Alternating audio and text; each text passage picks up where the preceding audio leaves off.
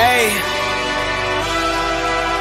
yeah, let's see how you do under pressure. Oh, yeah, I've been wanting this shit forever. I've been in the field with whatever they throw at me. Brush it off, pick myself up, moving on to the better. Okay, hey, yeah, ain't no errors, baby, it's a new era. I wake up early, feeling rich like I'm Kesha. I get to the paper, boy. Extra, extra. Fuck with me, you know that I got it. Come with me, let's take a trip to the islands. We up on the jet, we'll do more than just fly on it. Stand on that hill, you gon' die on it. What is going on, everybody? Like Jared was doing right there. Little Yeetus. What's going on, everybody? Welcome to the Fireflies Wrestling Podcast. Today is the 6th of April, 2025, the year of our Lord, the year of the snake, Jake the Snake Roberts. That's right. Jake. I lost Damien. Yet Damien was unfortunately killed by a Hall of Famer by the name of Earthquake. It was very tragic.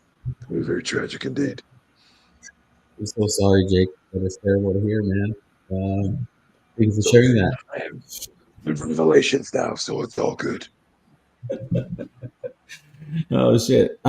Today is the day of retirements. We got retirement of one John Cena, and a potential retirement of Goldberg. We haven't heard any other news. I know he said that he would like to step in the ring with Gunther.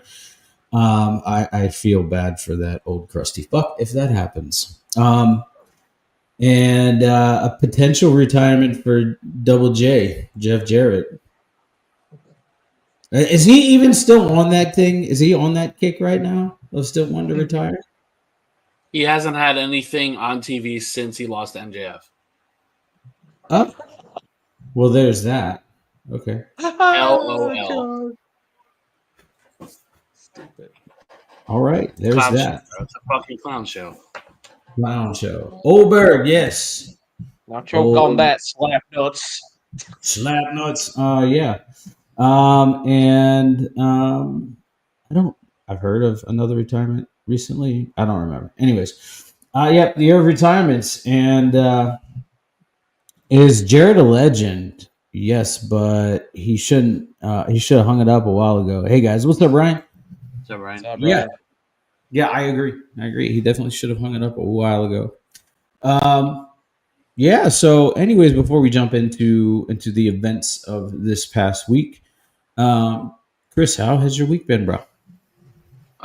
Week's been okay, man. It's been a long couple months, honestly, but I'm just trying to dig myself out of this hole. Just one day at a time, Yep. I hear you, bro. I hear you. JR, how you doing? Doing good. We're live from the new establishment here, as you see in the background. Yeah. So nice little cozy. I have a nice cozy studio here next to my TV, so I've got everything all set up here. But yeah, week's been good. A very nice setup. Yeah. Thank you. I appreciate it. Yeah, I might do a green screen soon for like streaming purposes, but I'll think about that when the time comes. But otherwise, week's been good. I've been kind of bouncing back into between my parents' house and my house and my condo here because they're out of town. So I'm going over there for a few days to do admin duties, as we call it, which is basically which is basically garbage and watering the plants. But other than that, yeah, too bad. I'm doing pretty good for the most part. Yeah. Good. Alex, did y'all see or have y'all seen Kevin Owens' son's in the ID program? That kid is like 6'5", 250. God Damn. No? Listen. Look, we're gonna speak on the Kevin Owens thing when we get to that.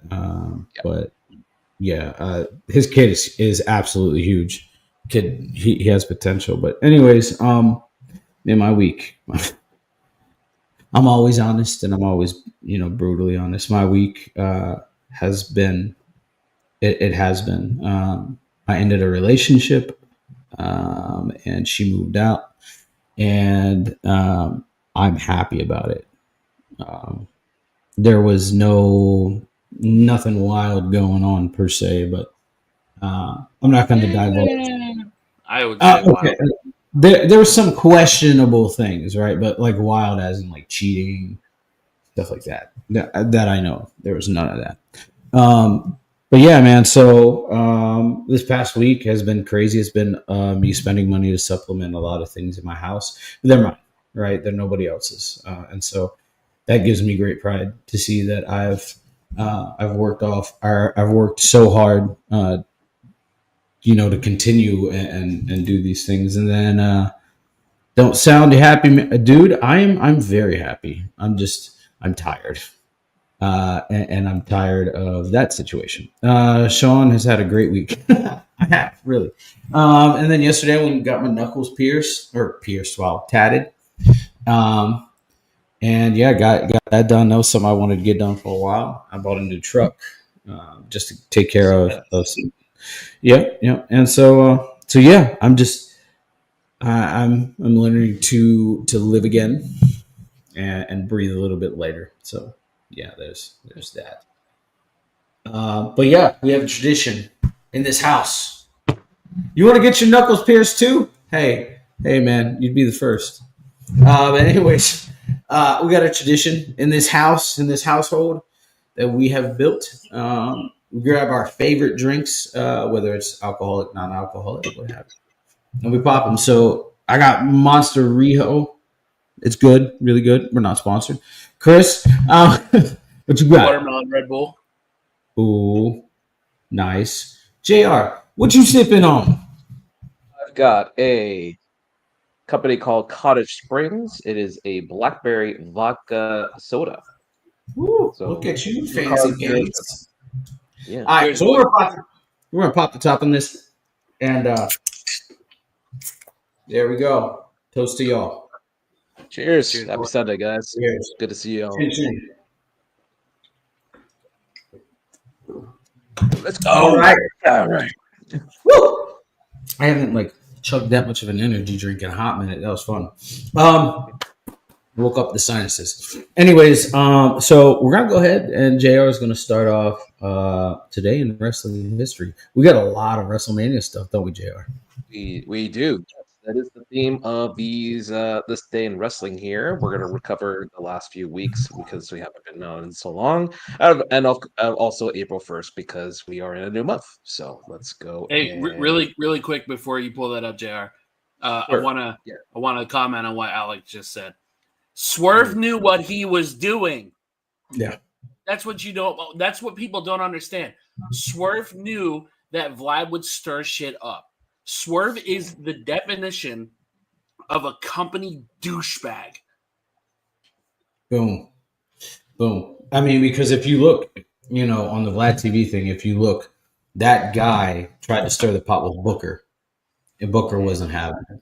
Booker Right. Booker, fucking took the shovel and whacked him over the head and buried his ass alive. Yeah, Booker, and then he said that he's lying, but I'm like, no, that's Photoshop, dude. Don't do that. Come on, yeah, dude.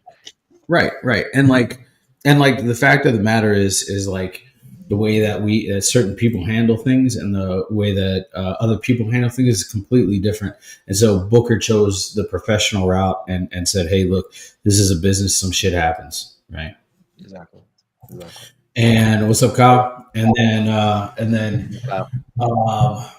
then Swerve decided to go the other way and try and bury a company that is far more successful. But yeah, so the Vlad TV thing got out of hand real quick. But Yeah. I commend you though. Keep on doing that work to try and keep them away from Mr. Vlad the Impaler. Exactly. There you go. Let's get to some positives here, shall we? Let's Yes, do it. sir. March 23rd, which was in this case here, which was back, as we see Bret Hart and Stone Cold. By the way, congratulations, the first ever match being inducted into the Hall of Fame. So well done to Bret and Stone Cold. All right, so we're going to start here in 1984. Ric Flair defeated Harley Race to win the NWA World Heavyweight Championship in Singapore. Right, very good, very interesting there. 1997, the aforementioned WrestleMania 13 took place at the Rosemont Horizon in suburban Chicago. The event would provide long-term fans with one of the greatest matches in the history of professional wrestling. Agreed. The rest of the card was lackluster to say, the least which was reflected in the TV buildup and low buy rate for the pay-per-view, which is kind of true in this case here. On the card, Billy Rockabilly Gun defeated Flash Funk in the free-for-all. The Headbangers defeated the Godwins, the New Blackjacks, and Doug Furnace and Phil LaFawn in a four-way tag team elimination match, where the Headbangers became the number one contenders for the tag championships, which they fought for on the next night on Raw. Rack and Maivia retained the. So they had a contenders match on a fucking WrestleMania card? I thought the same thing. They did. Yeah. Mm-hmm. Yeah. Oh, it gets better. It gets better. Trust me. Rocky Maivia retained the Intercontinental Championship against the Sultan, where Rocky Johnson, Maivia's father, fended off the entourage of the Sultan, which was the Iron Sheik Bebe and Bob Backlund, who attacked the champion after the match. The two competitors in real life. Yep. What's that? Sorry. No, go ahead. The two competitors and real-life cousins would feature heavily in the Attitude Era under the popular gimmicks of The Rock and Rikishi. Yeah, so that's where Rocky Johnson came through here. Okay. Hunter Hearst Helmsley defeated Goldust in a decent one-on-one match, but the ending of the match is remembered more for the spot where Helmsley's bodyguard, Chyna, threw around Marlena, a.k.a. Terry Runnels, in a bear hug, who was Goldust's valet and real-life wife at the time. Mankind and Vader wrestled to a double countout draw against Owen Hart and the British Bulldog for the Tag Team Championships after Mankind applied and refused to release the mandible claw on the Bulldog outside of the ring. So there you go. Well, for the tag match, title match. And then the aforementioned match, Bret Hart versus Stone Cold Steve Austin, was a submission match, which was officiated by special guest referee Ken Shamrock. The match was stopped and awarded to Hart after Austin was rendered unconscious in kayfabe after refusing to submit to Hart's signature sharpshooter finisher. The match is regarded as one of the greatest matches of all time. It was given a rare, I don't even want to mention his name, 5-star rating by old Dementia Dave there. The match played a significant part in the branching out of Austin's character as a babyface, Willis at the same time cementing a unique heel turn for Hart. And planted the seeds for a new attitude in terms of creative direction for the company. Hart was originally booked to defeat Shawn Michaels for the championship at this event to return the favor to Hart, who dropped the title to Michaels at the previous year's WrestleMania. However, Michaels lost his smile and forwarded the title 5 weeks earlier on a rare Tuesday night edition of WWF Raw. Did he ever talk about that? Like what actually happened? No, they didn't. I think it was like I think he was injured. Like he was injured from the casket bump he took from Undertaker. That was the year after. That was the year after. Okay. Yeah. Shit, I don't know. 96. No, Maybe I think it was just created addiction issues or something. It's possible. I mean, it's a lot of things at this point here, but I mean, that's basically. I lost my smile. I lost my smile, and I have to walk away. Ahmed Johnson voice ever reminds me of Nickelodeon. Ahmed Johnson and the Legion of Doom, the Road Warriors, defeated Farouk, Savio Vega, and Crush for the Nation of Domination in the Chicago Street Fight, which was asked into the modern-day hardcore match. The matchup was originally promoted as a one-on-one street fight between Farouk and Johnson, but the returning Legion of Doom were added to the match along with Crush and Vega, and it served its intended purpose of getting LOD over with the Chicago home crowd.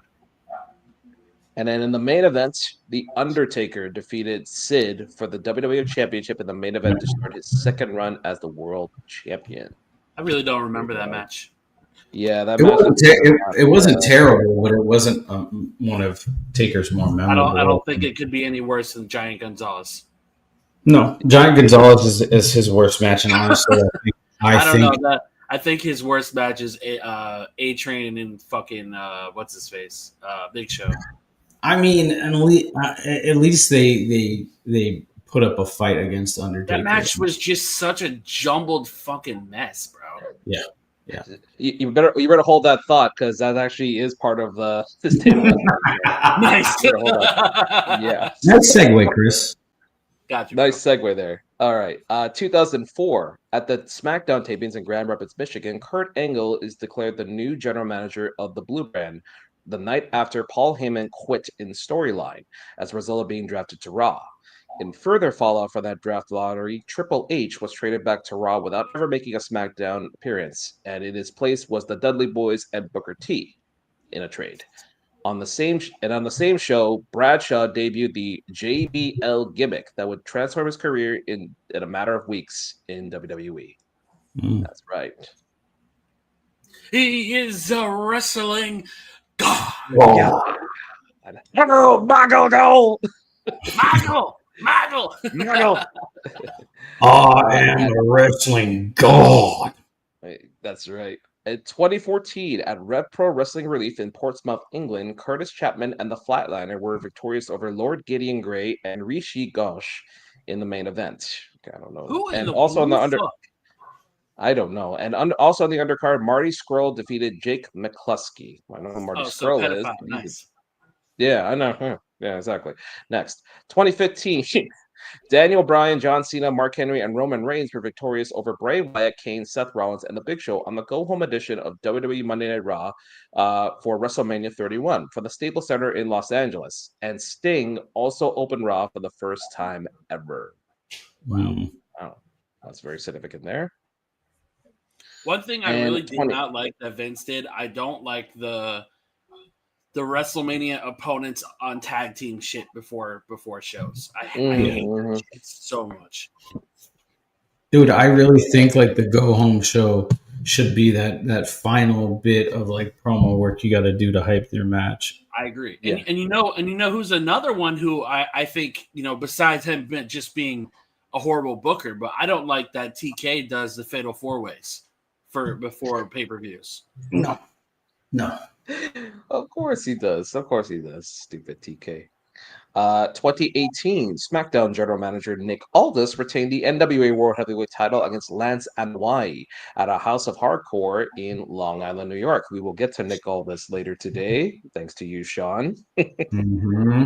And 2018, poor Keith Lee defeated Chuck Taylor for the PWG title in the main event of PWG Time is a Flat Circle for the Globe Theater in Los Angeles. What kind of fucking name is that? Really quick, can I play you guys a 2-second clip of my favorite JBL promo ever? Sure. Go ahead. I hope I can hear it. Yeah. My ass, this show sucks. Remember that one? My ass. This show sucks. I didn't hear it. That needs to be a soundbite, Chris. Send that to me. I have it saved. Send that shit. What was it? What was it? Tell me. What was it? It's W One Night Stand. It's when I think he's cutting a promo against Paul Heyman. Oh, okay. Paul is like, the only reason you're champion is because Triple H doesn't want to work Tuesdays. Yeah, doesn't want to work Tuesdays. I always remember when JBL was at the border in Mexico and he was people. The perfect heel work, bro. He was so good. Amazing heel work. Shout out to Eddie Guerrero, man. What a human being, man. Wanting to get him over there. So that's also good. So birthdays for March 23rd, we have Travis Tomko, 1976, former tag. I don't know why I thought you were going to say Travis Scott. He was a former tag champion with AJ Styles back in TNA. Kevin Northcutt, 1973. Hiroshi Tenzan, 1971. And Viano 3, 1952. So that is March 23rd. And now we're going to go to March 30th. And the reason why I said hold that thought on the Taker match versus A-Train and Big Show, because Chris, that actually happened on this day. March 30th. So let's start here. 1991, WrestleFest, an event co-promoted by the WWF and Super World of Sports, took place in the Tokyo Dome in Japan. In the main event, the Legion of Doom defeated Hulk Hogan and Genryuchi Tenryu by countout. Surprise, surprise. Shoutouts work for me, brother. The night after WrestleMania 14 saw one of the most eventful Raw after WrestleMania events in history. Following Shawn Michaels' retirement after his loss to Stone Cold Steve Austin the night before, Triple H took over D-Generation X, firstly adding a returning Sean Waltman to the group, who re-signed from WCW, and the New Age Outlaws also joined the group after Triple H and Waltman helped them defeat Cactus Jack and Chainsaw Charlie in a cage match to win the WWF Tag Team Championships that had been vacated earlier in the night. Man, what a promo from Triple H that night, too. Mm-hmm. You're looking to the heart. You look to the click. That's right. Yeah, that was a great. In other happenings, Farouk was kicked out of the Nation of Domination by The Rock and the rest of the group. The new Midnight Express, Bodacious Bart and Bombastic Bob, aka Bart Gunn and Billy Gunn, defeated the Headbangers to become the new NWA World Tag Team Championships. And the trio of Men's Teo, Dick Togo, and Sho Funaki, collectively known as Kaientai, debuted by beating down fellow countryman Taka Michinoku. Finally, a brand new WWF Championship design was presented to new champion Stone Cold Steve Austin to replace the long-serving Winged Eagle belt. There you go. There's a little history there. Yes, Kai and Tai,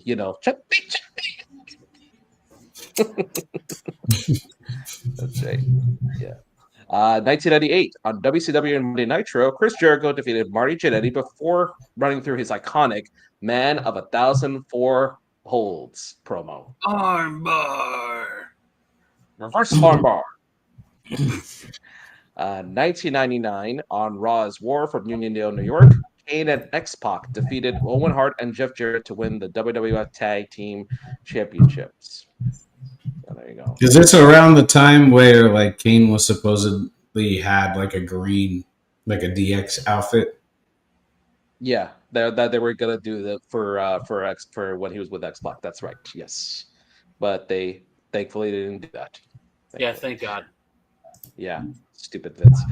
2001, it was officially announced via press release that the WWF had acquired their great rival WCW, officially bringing an end to the Monday Night Wars. You gotta choke the life out of your competition. I'm gonna inject it with a lethal dose of poison. Okay. All right. 2003, the aforementioned WrestleMania 19 took place at Seiko Field in Seattle, Washington.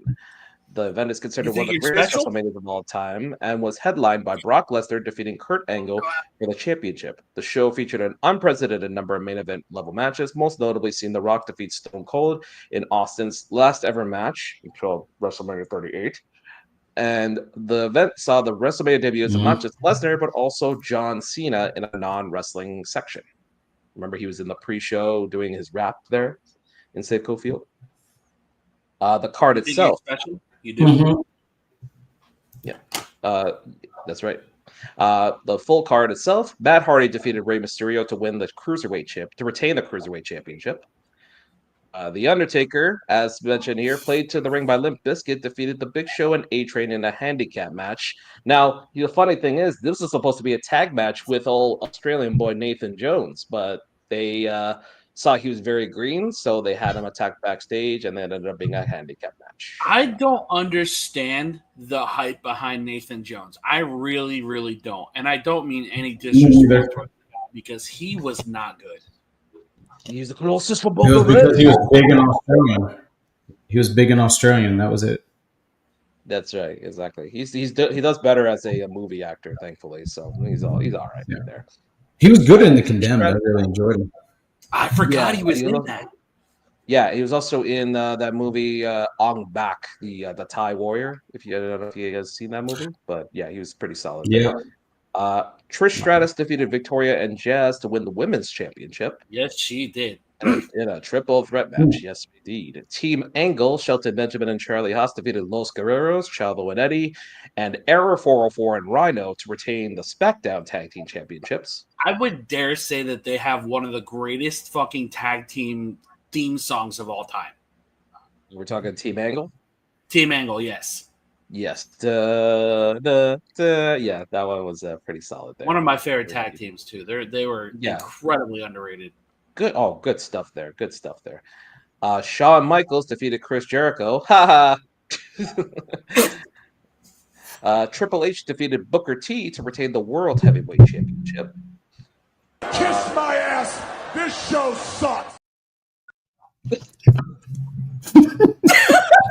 Yes. You got it. Oh god. Okay, let me write down the card here. We're definitely using that from now on. Oh, Peanut Butter defeated Vince McMahon in a street fight. The Rock, of course, beat Stone Cold. And Brock Lesnar defeated Kurt Angle to win the championship, but disaster almost struck at the finale of the match when Lesnar attempted and botched a shooting star press. Now, let me ask you guys this question. Should he have done it or not? I think it's a matter of he was so freakishly athletic that he could do literally anything. And I think just because sometimes you know you can do it doesn't mean you should. I think the best example of that is Matt Sindel when he debuted at AEW. He went to go do his shooting star and he fucking hit the turnbuckle. Like, just because you can doesn't mean you should. Yeah, I think it's a matter of ring positioning, right? Your opponent, and if Angle was too far away, like I know Brock could clear that. I mean, that's no fucking problem for Brock, but they should have he should have positioned a little bit closer to that corner and hit that shooting star press, right? Because like we always talk about these big moments that are wasted on regular TV, right? These over the top moments of like ring breaks and all that shit happening on a random Friday or random ass Monday. See, you know what? I with the ring break argument, I think that putting that on regular TV is better than putting it on a pay-per-view unless you're ending it. Like unless you're the show, good point. I don't want to see it. No, absolutely, and you're absolutely right. I agree. If it's closing a show and ending the show, perfect. But I think one of those that Brock Lesnar shooting star press was great for WrestleMania. Yeah, I agree with just because you can doesn't mean you should. I think, but if Brock hadn't done it anywhere else outside of the PC and maybe FCW, then or OVW, sorry, then why not? But I think that botch actually made him more fucking popular. I mean, look at Lance Archer. I believe tried to do. What did he do? Do you remember, JR? Was it a swanton that dude? He was trying to do a moon. Yeah, he was trying to do a moonsault or something like that, and he got a concussion. That's right. And it was against of all people, Eddie Kingston of all people. So of all you sons of bitches. And this past Friday also was another example of just because you can doesn't mean you should. Exactly. But we talk about that specific match and think you guys know what I'm talking about. Yep. Yeah. All right. 2008 Ring of Honor All-Star Extravaganza took place in Detroit, Michigan. On the show, Mark and Jay Briscoe defeated Naruki Doi and Shingo to win the World Tag Team Championships from ROH. And then another WrestleMania. WrestleMania 24 took place at the Citrus Bowl in Orlando, Florida. The monumental event saw Ric Flair take part in what was promoted as his final match ever, as it still stands in WWE, his last match in WWE, which is a fact. He has not wrestled in WWE since. Otherwise, in the main event, Undertaker extended his WrestleMania winning streak and won the World Heavyweight Championship from Mr. Adam Copeland there. And also one of the greatest boxers in history, Floyd Money Mayweather, made his wrestling debut with a win over the Big Show. And the card itself, probably one of my favorite build-ups to a fucking match of like WrestleMania history with celebrity guys. Good, very good stuff. Yeah, and Floyd knew how to sell it, so you know that. I mean, Floyd was in his bag. Full results: John Bradshaw Layfield defeated Finlay in a Belfast brawl, which is very famous for JBL throwing a trash can at Hornswoggle. Like, nailed him. CM Punk won the Money in the Bank ladder match. The other competitors of the match were John Morrison, MVP, Mr. Kennedy, Chris Jericho, Carlito, and Shelton Benjamin. Unpopular opinion: Mr. Kennedy's overrated. Yeah, I could see that. I could see that debate there for sure. I mean, I agree. I kind of sort of agree there. Yeah, he was kind of overrated there. Batista defeated Umaga in a SmackDown versus Raw interpromotional match, aka we have to do something with these two. Kane recorded the fastest ever championship win in WrestleMania history when he won the ECW championship from Chavo Guerrero in 10 seconds. Yeah. Mm-hmm. I Yes. forgot Kane was on ECW for a minute. What the fuck? Yeah, he was that WWE ECW thing. Yep, that's right. Didn't he Shawn walk Michaels- in, big boot him, and choke slam him, and that was it? Yep, he just walked in from behind, chokeslammed him, 1 in 10 seconds. Exactly. And the Chavo announcer was pissed Armando and they had like a presentation with like Armando Estrada there as the announcer, which was kind of, he was the GM there, so that was Love it. kind of funny. Shawn Michaels, of course, defeated Ric Flair with the stipulation that if Flair lost, he would have to retire.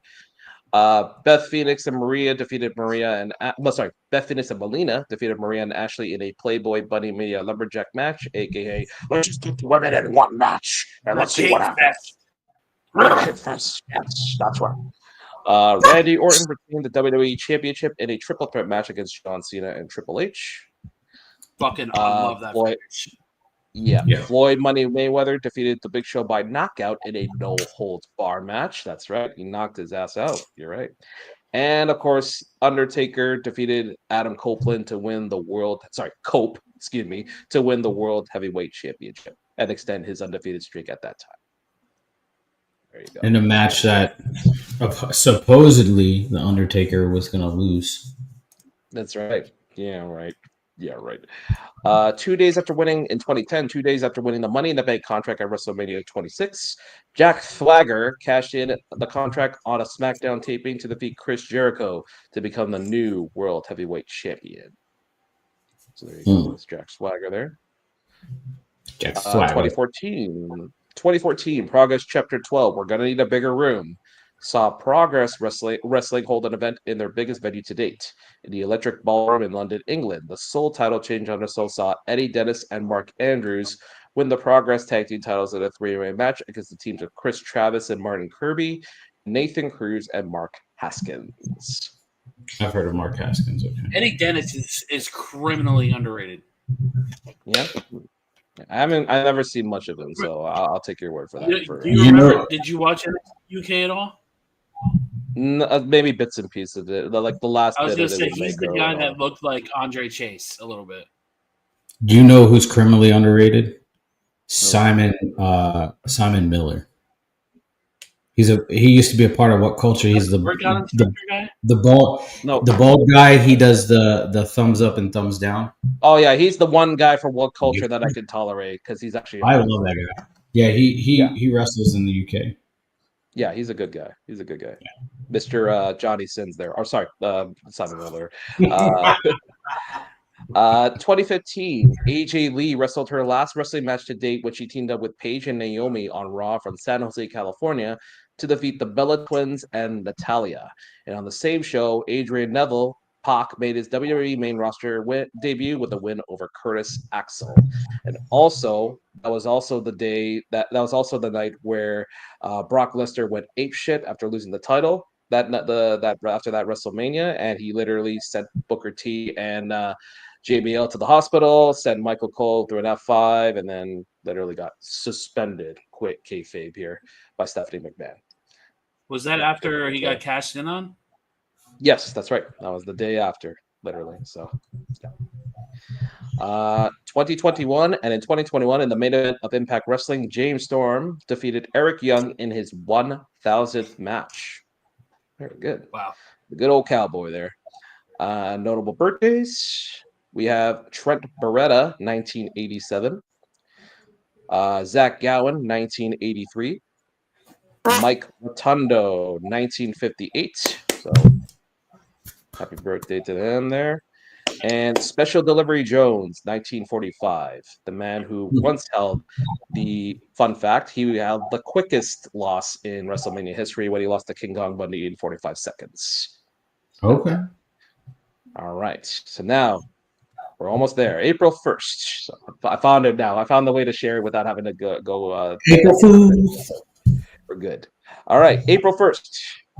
1973, Jim Crockett Sr. passed away at the age of 63. He was a wrestling promoter and also a multi-sport franchise owner with a number of different ice hockey and baseball teams. When Crockett Sr. passed away, his son, Jim Crockett Jr., took control of many of the wrestling territory responsibilities, which was renamed Mid-Atlantic Championship Wrestling, and he was inducted into the Pro Wrestling Hall of Fame in 2015.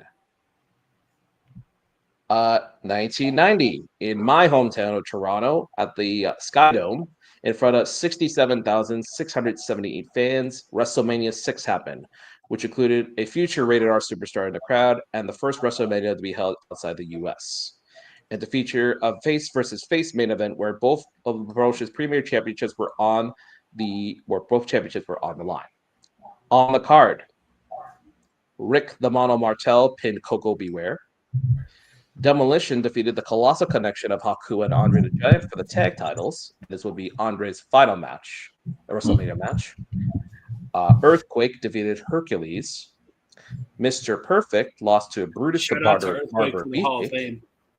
Yep, that's right. John Tenta himself. Roddy Piper and Bad News Brown fought to a no contest. The Hart Foundation defeated the Bolshevskis in 19 seconds. The bullshits? The Bolsheviks, yes. The Barbarian pinned Tito Santana. Dusty Rhodes and his valet Sapphire with Miss Elizabeth in their corner defeated the Macho King, Randy Savage, and Sensational Queen Sherry in the first ever intergender tag team match on pay-per-view. Well, there you go. The Orient Express defeated the Rockers by countout. Hacksaw Ho! Jim Duggan pinned Dean Bravo. The $1 Million Man Ted DiBiase defeated Jake the Snake Roberts by count out in a $1 Million Championship match. The Big Boss Man defeated Akeem. Oh, yeah. Wow, this is a long card. Ravishing Rick Rude defeated Jimmy Fly Snuka. And Ultimate Warrior, the Intercontinental Champion, defeated Hulk Hogan for the world title in the main event. The Intercontinental Championship was vacated by the Warrior as deemed in storyline at the time that both singles titles could not be held by the same person simultaneously. There you go. Very epic WrestleMania there, although it was a very long card. 1996, the post-WrestleMania 12 live and taped editions of Raw came from San Bernardino in California. Wildman Mark Merrow made his WWF debut with a victory win over Isaac Yankem DDS, and after the match rescued Sable, his real-life wife, from a berating Hunter Hearst Helmsley. Also, Mankind defeated Bob Sparkplug Holly in his WWF debut, and at the end of the live edition, attacked The Undertaker in his main event match against Justin Hawk Bradshaw. On the taped editions, Goldust is... It's the fucking Hawk, brother. That's right, yep. On the taped editions, Goldust's Intercontinental title was held up after a controversial ending to a title match against Savio Vega. However, Goldust defeated Vega in a rematch at the same tapings to officially claim back the championship. All right. 2001, WrestleMania 17 was held in the Reliant Astrodome in Houston, Texas, in front of 67,925 fans, which was the second largest WrestleMania crowd at the time. This was the first Mania to be held in a stadium-sized venue since the 1992 edition, and many long-term fans and critics regard this edition of Mania as the greatest of all time based on the combination of gimmick matches, nostalgia, and a strong and poignant main event with two of the sport entertainment's highly loved and respected performers. On the card, Chris Jericho, retained the Intercontinental Championship against William Regal. I remember that. Taz and the APA, accompanied by Jacqueline, defeated the Right to Censure of Bull Buchanan, the Good Father, and Val Venus, a six-man tag match. Kane defeated Raven and the Big Show for the Hardcore Championship. I remember that. Eddie Guerrero. Yep, I do remember. That was a really good match. That was very, very physical with all fun. three of them. Yeah. A lot of fun, yeah. Eddie Guerrero, accompanied by Perry Saturn, defeated Test for the European Championship. Oh, my testicles. I mean, what? Pause. Kurt Angle pinned Error 404. Ivory for Right to Censor lost the women's championship to China. This will be China's final WrestleMania match.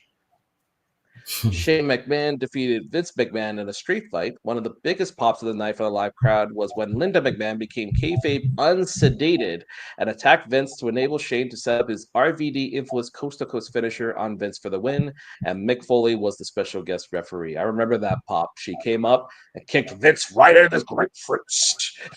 And then the crowd was just... Crowd was just I still can't believe that man got to make out with Trish Stratus, bro. What the fuck? Yeah, I know. Oh God, whatever. It's Vince. Edge and Christian won the WWF Tag Team Championships in a spectacular tables, ladders, and chairs match against the Dudley Boys and the Hardy Boys. And the Irish Sheik Bebe won the Gimmick Battle Royal by eliminating Hillbilly Jim. Other competitors include Brother Love, Tugboat, Earthquake, the Bushwalkers, the Gobbledygooker, the Goon, Sergeant Slaughter, and Jim Cornette. The Undertaker defeated Triple H in a grudge match to WrestleMania and his WrestleMania streak to 9-0. That was a good fucking match. Yeah, and then the aforementioned main event, Stone Cold Steve Austin defeated The Rock for the WWF Championship in a no disqualification match, where Austin would turn heel towards the end of the match with assistance from Vince McMahon, and that very famous line, "He's shaking hands with Satan himself." My God, he's shaking hands with Satan himself. Yeah. Oh, God. 2002, Bubba Ray Dudley defeated Raven for the Hardcore title on a Monday Night Raw from Albany, New York. At 2006 at ROH Better Than Our Best in Chicago, Bryan Danielson retained the ROH World Heavyweight title against Lance Storm. Austin Aries and Roderick Strong retained the tag titles against Sema and Naruki Doi. And also on the card, Samoa Joe defeated AJ Styles, Christopher Daniels, and Jimmy Wang Yang in a four-way quarters match. And Colt Cabana pinned Homicide in a Fight Without Honor match in the main event. All right. Another WrestleMania. WrestleMania 23 was held for the first time at Ford Field in Detroit in front of a record-breaking, here it goes again, record-breaking 80,103 fans. This was the second Mania to be held in the Detroit area, and the Queen of Soul, Aretha Franklin, sung America the Beautiful at the start of the pay-per-view for the second time in 20 years. Tickets sales for the event grossed over $5 million, and an estimated $25 million was pumped into the local economy. Also, this was the company's most bought pay-per-view at the time, with over 1.21 million purchases in the States. On the card itself, Carlito and Ric Flair defeated Chavo Guerrero and Gregory Helms in a tag team lumberjack match before the pay-per-view. Way to put Ric Flair there before the pay-per-view. Well, Mr. Kennedy, so there you go, won the Money in the Bank ladder match, defeating CM Punk, Edge, Finlay, Jeff Hardy, King Booker, Matt Hardy, and Randy Orton. So there you go. The Great Khali defeated Kane. Era 404 retained the United States Championship against MVP. The Undertaker defeated Batista for the World Heavyweight Championship and extended his WrestleMania winning streak to 15-0. The ECW Originals, RVD, Sabu, the Sandman, and Tommy Dreamer, defeated the new breed of Elijah Burke, Kevin Thorne, Marcus Corvon, and Matt Stryker. Marcus Corvon, by the way, that's Monty Brown, Papa Pounce. In a hair versus hair battle billionaires match, Donald Trump's representative Bobby Lashley defeated McMahon's kayfabe henchman Umaga. The special guest referee for that match was none other than Stone Cold Steve Austin.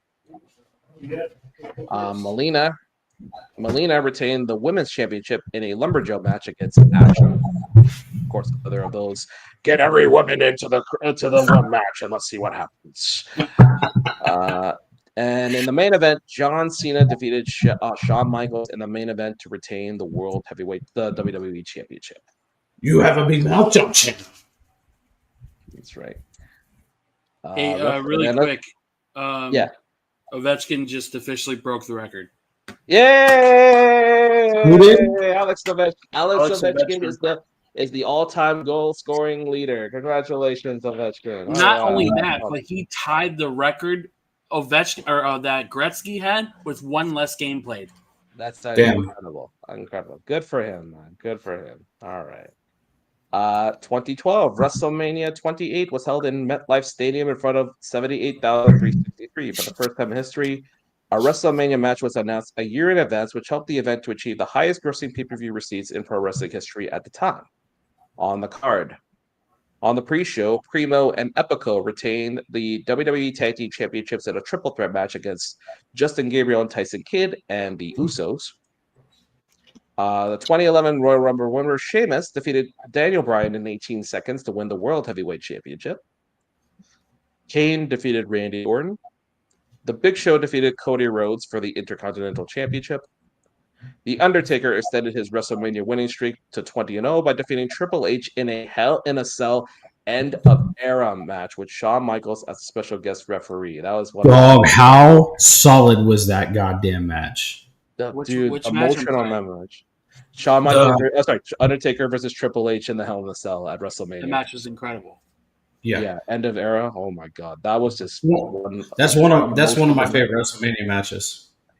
Yeah, let's keep that in mind there for that. Team Johnny, which was Team John Laurinaitis, which is David Otunga, Dolph Ziggler, Drew McIntyre, Jack Swagger, Mark Henry, and The Miz, defeated Team Teddy Long, Booker T, Kofi Kingston, The Great Khali, R-Truth, Santino Marella, and Zack Ryder in a 12-man tag match to determine the general manager for both Raw and SmackDown. CM Punk defeated Chris Jericho by submission to retain the WWE Championship. The match stipulation was that if Punk had been disqualified, he would lose the championship. And The Rock defeated John Cena in the main event billed as Once in a Lifetime. Turned out to be twice in a lifetime. Hold on. I got something for that. Hold on. Go fuck yourself!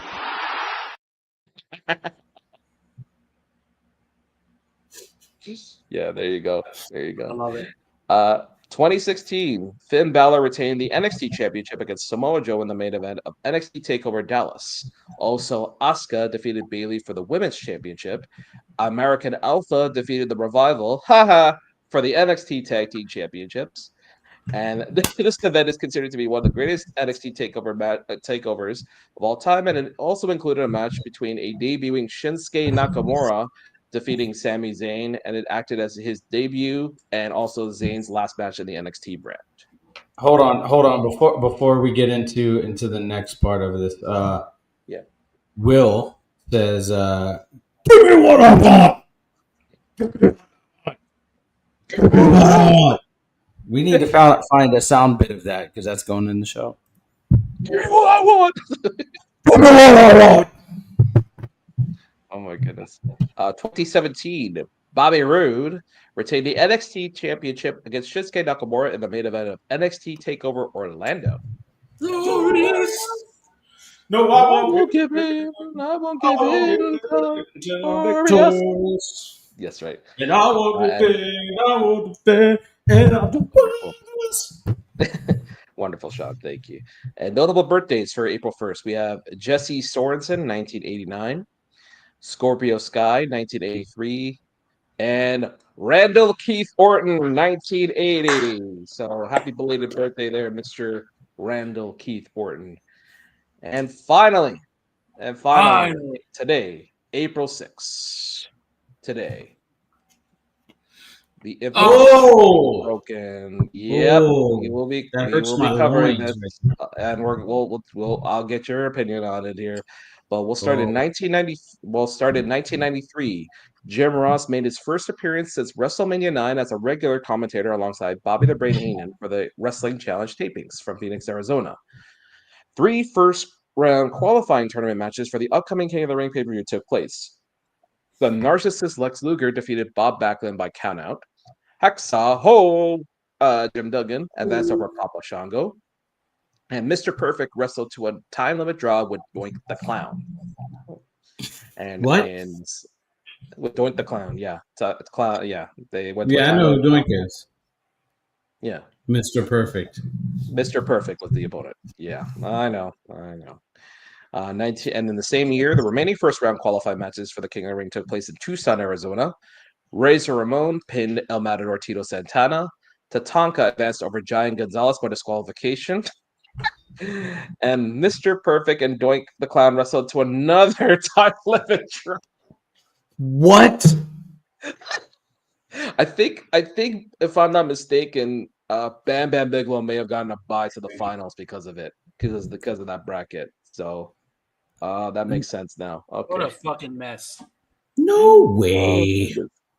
The second in 1997, the second Spring Stampede took place in Tupelo, Mississippi. The eventually is unfortunately remembered by a botched promo from Booker T and Scott Hall, famously no showing the events. The famous promo, by the way, would happen to be "We can do so cool." Okay, the card itself was Rey Mysterio defeated Ultimo Dragon. Akira Hikoto retained the women's championship against Medusa. Yeah, WCW had a women's championship at that time, which was very failed. I know, Chris. I know, Chris. It gets better. Don't worry, it gets better. Prince Ayakea defeated Lord Steven Regal to retain the WCW World Television Championship. Sean, you remember Prince Ayakea, formerly known as the Yep. Artist, formerly known as Yeah, Prince formerly Ayakea. known as the artist Prince Ayakea. Yep, that's right. Yep. Mhm. The Public Enemy defeated Steve Mongo McMichael and Jeff Jarrett. That's right. Yep. The original. Nah, nah, nah, nah, nah. Nah, nah, nah, nah, nah. Yeah, that was good stuff there. Dean Malenko and Error 404 fought in a 2-0 contest in a match for the WCW United States Championship. Kevin Nash defeated Rick Steiner to retain the WCW World Tag Team Championships, and a storyline was presented showing Scott Steiner being arrested earlier in the evening to explain why the scheduled tag team creative was changed. Good Lord. I bet you Scott Steiner called someone. He called someone. I imagine. Shut up, fatty.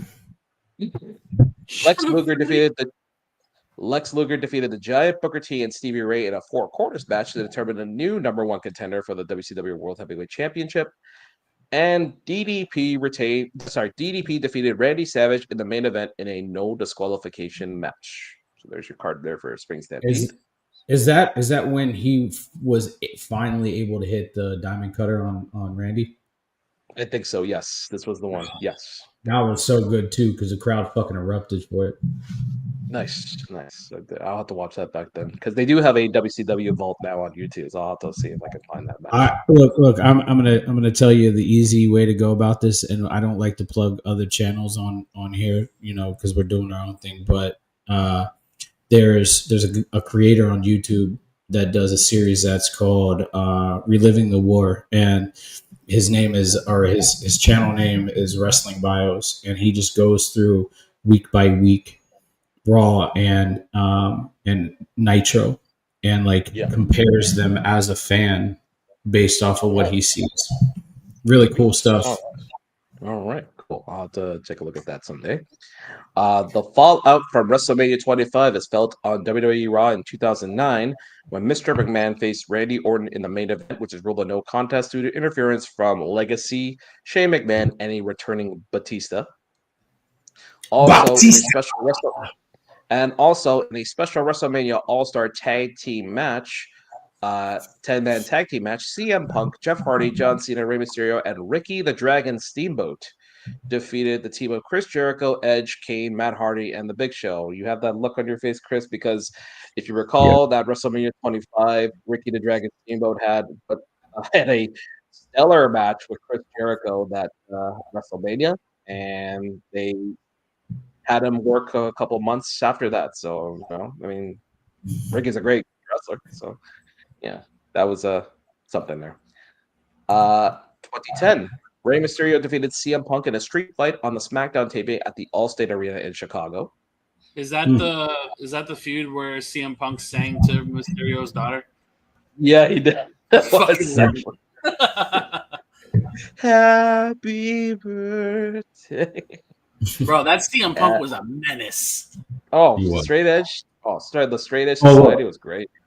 That look that Punk had after when he announced what the favor was, that was the fire that he had when he was in Straight Edge Society, and I loved it. There you go. Yeah, it was great. We will cover that later on today. 2014, the aforementioned WrestleMania 30 was held in New Orleans at the Mercedes Superdome, not Silverdome, Hogan, Superdome. This that held over 75,000 fans. The event made over 10 million in ticket sales for the event, and the first WrestleMania to be aired on the WWE Network, and included a number of memorable moments there, including an opening in-ring segment with Brother, The Rock, and Stone Cold Steve Austin, as well as one of the biggest shocks in professional wrestling history. Of course, it is. On the card, the Usos retained the tag team championships in a fatal 4-way match against Ryback and Curtis Axel, the Real Americans, Jack Swagger and Cesaro, And Los Matadores on the pre-show, aka Vince McMahon's idea of putting 2 Puerto Ricans in Mexican outfits there. So, yeah. Remember, Puerto Ricans as Matadors. Yeah, that made sense. LOL, the bloodline wins. Puerto Ricans equal Matadors. Didn't know if you knew that or not. Yeah, exactly. Daniel Bryan defeated Triple H to earn a place in the World Heavyweight Championship main event match against Randy Orton and 24 Royal Rumble winner Batista. What a solid match. Very solid, yeah. Triple H is always a great worker there. The Shield defeated Kane and the New Age Outlaws in a 6-man tag team match, which lasted under 1 minute, if I'm not mistaken. Yeah, I think it was the triple power bomb, right? Yep. Mm-hmm. And then it injured Billy Gunn, I remember, because I think he took it really hard there. Cesaro won the very first Andre the Giant Memorial Battle Royal, eliminating the Big Show last. That's right. Yeah, good stuff there. Good moment for him. John Cena defeated Bray Wyatt. We all remember that one there. Which, yeah, I agree. Bray Wyatt should have won that one, and I think John Cena even said it too. You should have lost. That's probably a Vince call. Of course it is. Yeah. Vince I don't know what it was with Vince and Bray, but I feel like Vince was like super against Bray. I just don't think that he understood Bray's mind. Which, to be fair, I mean, Bray even said it himself that his creative direction is just all over the place. Yeah. And I don't know. That was a pivotal moment where, like, what we're seeing now with John Cena, that could have shown more in that match, right? Yeah, but I also think that when we talk about our favorite WrestleMania segment or whatever, the Firefly Funhouse, I truly think that if that would have never existed, I think I would have been heartbroken because Jesus Almighty Christ, I will put that as one of the greatest cinematic pieces ever put together. Yeah, absolutely agree. And then the aforementioned Brock Lesnar defeated The Undertaker to end his 21-0 undefeated streak. The outcome of this match was genuinely one of the biggest shocks in WrestleMania history. Right? Then was legitimately, I was that guy in the front there that was like, my jaw was on the floor for a solid 20 minutes. I was literally. I couldn't believe it, and Heyman's reaction itself, I think you could tell he didn't even know it was happening too. So, like, I do have a question about this particular match. Sure. Looking back from now, looking back to then, does your position on Undertaker losing to Brock change? Nope. No. I think he was the right person to do it, and I'll tell you why. Yep. After the WrestleMania match with Taker, he broke the streak, right? What did he go to do after that? He decimated arguably one of the biggest baby faces of our generation. Decimated. Where John Cena didn't get any offense in. And then he went on to have an incredible title reign, regardless if he was around for most of it. Had an incredible title reign to get cashed in on by Seth Rollins. If Brock Lesnar doesn't break the streak, he doesn't get cashed in on. Seth never becomes a champion. And then you remember John Cena was like, I can't have it be like a one-on-one match with Brock Lesnar. He needs to destroy me. So it's like, you wanted to build up somebody who was in the UFC to come back and then have unfinished business. Right. And I think with the whole Bray Wyatt argument defeating Taker, it's like, okay, sure. I can see that argument for the sake of, what Bray could do with Taker. But the problem was at that time, I don't think Bray would have been ready to hold that milestone. I truly don't. Even in his match against Taker, I still don't think he was ready for that milestone. Well, I also think about it like this. Like, a lot of people throw around the term buried. And stuff like that. But if anything in that match with Taker and Bray, Bray really got that initial rub from Undertaker. He may not have won, but he got the glamour of the special entrance that was like really fucking cool. He got he got put in a position that a very, very, very, very small percentage ever got put in, and that was against The Undertaker at WrestleMania. Arguably one of the best WrestleMania performers ever. And going up against a legacy versus a newer guy coming in. I definitely, and honestly, I'm gonna say this like you say, Chris. I don't think that Bray was ready for that win. He wouldn't be able to carry it. If you go and look at when Bray Wyatt won the WWE title, 2017. That was shortly after his match with Taker in 2015, or I think it was 2015. The problem with Bray for the longest time was consistency with his character. And his promos were great. But again, we go back to look at somebody like Aleister Black, for example. Aleister Black could sell you a whole fucking book in one promo and you won't understand a word he fucking said. And that's the problem. You have to let stuff, spell itself out sometimes. And with Bray, unfortunately, you have to have everything spelled out because he speaks in riddles. Yeah. Absolutely. The next match after that was another of the let's put all the women together. AJ Lee won the Vicky Guerrero invitation match for the Divas Championship. I felt so bad for them after that. How do you follow the Taker thing? The arena was dead. And honestly, if they were going to do that, Brock and Taker should have gone last. Should have shut the show down. Yeah. Well, we had the main event here, which is Daniel Bryan defeating Randy Orton and Batista for the World Heavyweight Championship in a triple threat main event match. So, can I be honest about this match? Sure. I really didn't like it. Besides the finish, I didn't really care for the match. No. Because not only did that all the fans ruin Batista's return, but basically wasted a Royal Rumble win.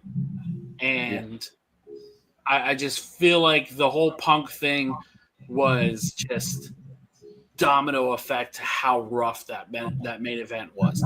Great moment for Daniel Bryan. I won't take that away from him. But never would. I truly think it's not a good match. Well, I don't know how true this is, but you were talking about the Punk domino effect, right? And I did see a script that had been leaked around that time where Punk was supposed to be in Daniel Bryan's position. Right, because he was supposed to start feuding with Authority Kane, and he didn't want to do it. Yeah. Had he held on just a little bit longer, we wouldn't be in this position of I just want a main event WrestleMania. And to piggyback off of that, if Vince didn't abuse and neglect his talent. Yeah. No, and that's a double-edged sword, like Punk could have held on a little bit longer, but Vince shouldn't have pushed his talent to break. Yep. Yeah. We'll finish this off here. 2014 at New Japan Wrestling's Invasion Attack event at Sumo Hall in Tokyo, Japan. Shinsuke Nakamura defeated Hiroshi Tanahashi to win the IWGP Intercontinental Championship. And also on the card, Hiroshi Tenzan and Satoshi Kojima beat Jax Dane and Rob Conway to win the NWA World Tag Team Championships. And Tomohiro Ishii won the Never Open Weight Championship with a win over Tetsuya Naito. And Prince Devitt also took part in his final match in Japan before signing with WWE the following month. The future Finn Balor lost to Ryusuke Taguchi. So there you go. That's how long Finn Balor's been for. Yeah. Ryusuke Taguchi. You know who that was? No. What was that? That was Finn's tag team partner right before Bullet Club joined. He actually turned on Taguchi to form the Bullet Club. That's why this was that's why this match was really important for the storytelling. There you go. Oh, okay, gotcha. And in 2018, Tomohiro Ishii defeated Zack Sabre Jr. for the Rev Pro British Heavyweight title in the main event of the Rev Pro WrestleCon show at Sugar Hill in New Orleans. So that is April 6th, and we have what they could have done with Zack Sabre Jr. if he would have signed. I don't know. I mean, if he would have stayed in NXT, he would have been a champ. If he would have gotten called up to the main roster, he would have gotten cut relatively quick. I don't think he would. No, because Vince, you gotta think Vince didn't like those technical dudes, right? Like it literally took somebody opening Vince's eyes to see that Daniel Bryan deserved a heavyweight championship run. Yeah.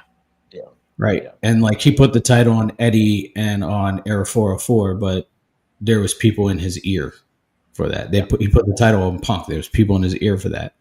I feel like if Zack Sabre Jr. had signed in the current era that he was in, after the Cruiserweight Classic, he would have been great in NXT, but then he got called up to the main roster and we, lost in the shuffle.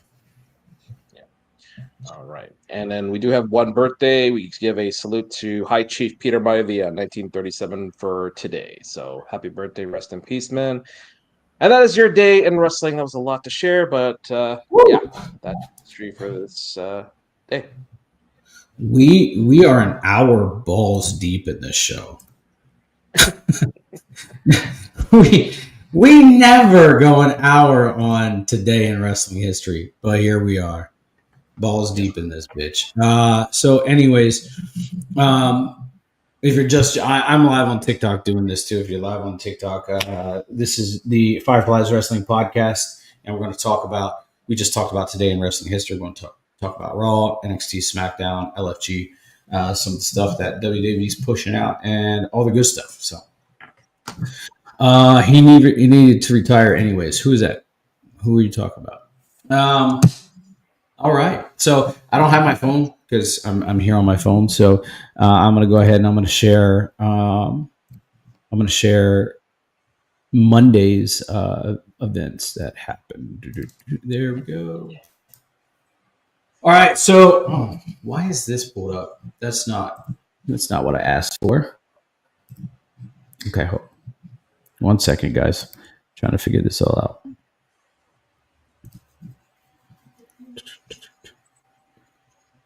Okay, there we go. Okay, so Monday came from London in the O2 Arena, and the show kicked off with John Cena coming out to a hellacious amount of boos, and every time he would start to talk, he would get shit on, and Cody Rhodes ended up coming out. And they had a fantastic. JR and Chris, I don't know what you felt about this back and forth between Cody and Cena, but I absolutely loved it. Masterpiece. JR, you can go first. Oh, masterpiece. Absolute masterpiece there. Yeah. Agreed. Hello? I'm going to say this about this segment, man. This is the most recent one that had, right? This past Monday, right? Yes, sir. Yeah. Yeah. I didn't think that. Well, no, I know Cody has that in him. I didn't think they were gonna let them spit at each other the way that they did. When Cody mentioned Vince, my jaw dropped. I'm like, bro, this man just brought up Vince fucking McMahon. And I just, Jesus Christ, man, they just Cena calling Cody a nepo baby, I thought was really funny because I think Triple H is chronically online, and people that overuse the word nepo baby are fucking retards. I think man, Cody and Cena went at each other's throats, and I loved even more that Cody was left standing. Yeah. That being absolutely. said, I have never been more convinced in my life that Cena should win. Yeah, 100%. I like the fact that Cody kind of took the ammo, all the obvious ammo away from Cena. He talked about the neck tattoo. He talked about his list, all this other stuff. But Cena really kind of went a little bit deeper. He said, you don't look like me and you don't act like me. And he pretty much was like, you're using that championship title that was meant for prestige as a prop. And it was like, I jaw dropped there, the fact that he did mention Vince, that got it. And I think the final blow that really got me was Cody said, hey, at least when I come out, the fans don't chant, you can't wrestle. And that sent Cena over, and That's a pretty good one too. Yeah. And then Cena acted like he was going to square off with Cody, and then he backed down, and then he went for that fake punch, and Cody caught him with the crossroads, hit him with the crossroads. Look, Cena sold that crossroads perfectly, and I'm glad that he did. I'm glad that he stayed down until Cody left the ring, and instead of getting up while Cody was, just getting out of the ring. Great segment, in my opinion. Next, we had the New Day against New Catch Republic. We had Pete Dunne's partner. Tyler Bate returned, which is really good to see him. Yep. And so New Day beat the return of New Catch Republic. I don't know how I feel about that. I know that they are pushing the New Day to be contenders for the War Raiders as a tag team. I don't like it at the expense of Catch Republic. I don't think the New Catch Republic got hurt with that loss, though. Okay. Because Tyler, pun intended, big strong boy, just made his return. If they would have won, I think it would have been just like, oh, well, here's your reward for not being able to work for almost a year. Yeah. Absolutely. Just fine. Absolutely. Yeah. Our next match was Gunther versus Jimmy Uso. My God. I have not seen an ass beating like that in a long time. Pretty fucking poor Jim. Poor Big Jim. Big Jim. But let's just say we can I also give another apology to Triple H on this one here, because he literally turned this rivalry of Jey Uso and Gunther from lackluster to up another level with this in one fell swoop. I gotta give another apology. He took that and amped that shit up to 11, dude. And I'm really excited for this match now. After the match, Gunther continued to attack Jimmy, and Jay came out for the save, and Jimmy and Jay chased Gunther out to the crowd, and as they're walking their way back up the ramp, Gunther attacks the both of them, takes out Jay, throws Jimmy in the ring, and zip cuffs, not handcuffs, zip cuffs Jay to the top rope by one arm and forces him to watch as Gunther destroys Jimmy. Multiple power bombs, title shots to the head. Jimmy was just busted open. I have not seen somebody bleed like that in a long time, and not have it be cringe, but have it like make sense. And there was times where like Jay, had a hold of Jimmy and was like trying to pull him back, and Gunther just grabbed him, boom, and choked him out again. And Jesus, if this match doesn't slap at Mania, I don't fucking know what will. Next up, we had Finn Balor. Go ahead. No, I don't. I think if no more blood gets added into the storyline, it's perfect. Yeah, I think it's very fitting for it being Bloodline, and it's his blood brother. It reminded me of when Randy Orton cuffed Triple H to the rope, and he RKO'd. That's exactly what it looked like. Yeah, we were just missing Gunther kissing. Oh no, I'm kidding. That only happens in AEW, bro. Dudes fighting women or dudes, whatever. Yeah. Hey, I'm gonna say it is 2025, and that would be acceptable. So it is what it is. No. Pause. Our next match was Finn Balor and Dominic Mysterio against Braun Breaker and Penta. Balor hit the coup de grace on Penta. Breaker accidentally speared Penta to finish the match, and after the match, Penta confronted Braun Breaker. So it looks like we're going to be getting Penta and Braun Breaker and potentially, these four men really. We're going to be getting these men at Mania, because the post-match interview that Finn had, he was running up and down the halls excited because he picked up a win. He said, Finn Balor's back. About fucking time he got a win. Yeah. About fucking time. About fucking time. Our next segment was AJ Styles calling out Logan Paul for a match at WrestleMania. Those two get into a bitter war of words, and they start throwing blows. Dude, that pulverizer looked smooth as fuck. It's so good. It's so good. And you know what's crazy is like people will go out of their way to shit on Logan nonstop, and like we're not perfect as human beings. You know, he makes mistakes. Exactly. Yeah. And I just think it's so funny to me that all he has to do is wrestle, and people fucking hate him. And it's like one of those things where I genuinely love seeing him get pushed because people hate him so much. That's right. To be honest, I would not be upset if he joined the faction with The Rock, and I would be okay with it because that's his personality. And then it could even be like so much as like Cena. I would think that would ruin Cena's turn, though. No, it wouldn't, because like Cena is, brash and arrogant at this point. Logan Paul, same thing. And it could be one of those things where like Cena holds the title and then like he's like, all right, cool, I'm gonna go to retire.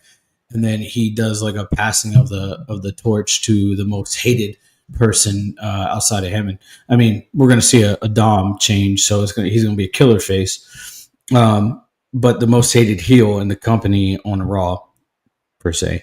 I feel like that could set. Go for it. Let's shoot. So what if we get John Cena and Randy Orton in that faction, and we have the what was Triple H and Austin called again? 2-man power trip. 2-man fucking power trip, bro. 2-man power trip, brother. Yeah, dude. Yeah, I would be okay with that, and especially what happens on Smackdown, I would be completely okay with that. Next, we get the main event, which is the Women's World Championship match: Io Sky versus Rhea Ripley, and it in a double disqualification. I'm actually not mad about it. I'm not mad about it. I know Chris doesn't want Rhea in the title picture, and I understand why, and I agree with him. But I'm not mad at the ending. If they're going in that direction of the triple threat, that's the only way that you can fucking make it make sense. Here's my thing about Rhea, dude. And the way this segment ended kind of reinforced how I feel about it. I don't like her standing strong over everybody every goddamn week. She can't get attacked backstage. She can't lose a match like without interference. Yeah. Like I just have no interest in Rhea Ripley right now. I truly think that she makes me want to turn off the television. I can respect that. I can respect it. I would like to see another woman in her position, because we've That's had. what I'm saying, bro. Like, can we get somebody else being pushed in that spot? Right. So, I mean, we had Bianca for a long time in that position, and then Rhea finally got put in that position. And Becky was in the position for a little bit back and forth, and then we had Liv.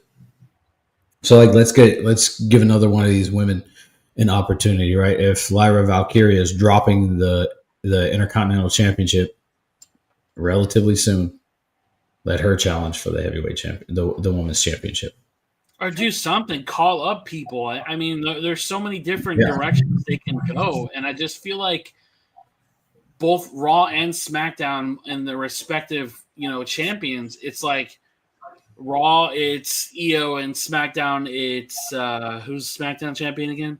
Tiffy. Yeah. At least with Tiffany, they're going in a healthy direction for her because it's her proving ground. With Io, they're making her look like a fucking idiot by being weak to Rhea and Bianca. And I think that they're going to use that to her advantage and have her pick up the win on at WrestleMania. And I retain. Dude, because like if you look at it, man, like nobody's truly a heel in this feud. Nobody is truly a face in this feud. It is like a bunch of tweeners like thrown in a match and like hey, let's go. The only way I see this like playing out in her favor is Io picks up the win, but because there's a triple threat, there's no rules, so you could have Asuka return to help her retain that championship. No, she ain't coming back Or until you May. could have Jade come No. out and screw Bianca. Continue that a little bit. Or Yeah. even Naomi. Yeah, I could see that. I could see that. I don't. There's so many different. Wait, you said Asuka isn't returning anytime soon? She ain't come back until the next month, not this month. In this case, Oh, okay. Okay. Well, at any rate, you know, I think they need to do something with Io to, and I hate saying the word protect, but protect her because it's not going to end well for her in the middle of Rhea and Bianca. It's just not. Yep. I'm off on my soapbox. But overall, I thought Raw was pretty solid, man. I'll give the best part of the night to Cody and Cena. They absolutely destroyed it. Without question. Yeah, absolutely. But you guys are gonna cover NXT. You want me to cover LFG before you guys go to NXT? Go for it. All right. So I'm still here. I'm just going to grab water. no worries. So I've been watching LFG. Which is Legends and Future Greats. It's on A&E. It's like like a game show, a wrestling game show. I initially didn't want to watch it because I felt like it was just Tough Enough 2.0. But then I seen this week's, like a clip from this week's episode where it was Gunther pretty much walking through everybody that it was there in attendance, and he was pointing people out and, you know, giving them feedback, just what he observed. And then he said, you know, there's a bunch of athletes here, and there's a bunch of, you know, there's an Olympic gold medalist here, and then we got some cheerleaders here. And let me guess, your primary passion failed you, and you weren't any good at it. I love that line. Yeah, and so I was really interested. You know, I'm super interested in anything Gunther does because I am a fucking huge Gunther stan. And Country Girl, thank you. I appreciate you. You have a good day too. So I started watching from the very beginning, and I've got the roster pulled up here just to get eyes on it so people can actually see kind of, you know, what some of these guys and gals look like. We've got right here. So going left to right, we got Anthony Luke. Anthony Luke is dating Maxine Dupree. And so that was his foot in the door. Right. Son of a bitch. Very, very fucking talented young man. He reminds me a lot of The Rock, like Armando Estrada. If you look at him, he reminds me of a combination of The Rock and Armando Estrada. Next, you got BJ Ray, and BJ Ray is a cocky son of a bitch. And he's had multiple altercations with Bully Ray, his coach, and he cut a fucking hell of a promo with his last with promo class with Punk, and so it was really cool. Chris Island, he's all right. I haven't really had much, you know, he hasn't had much in-ring time. Cutler James, he was a replacement for BJ because BJ had injured his shoulder. He's getting better.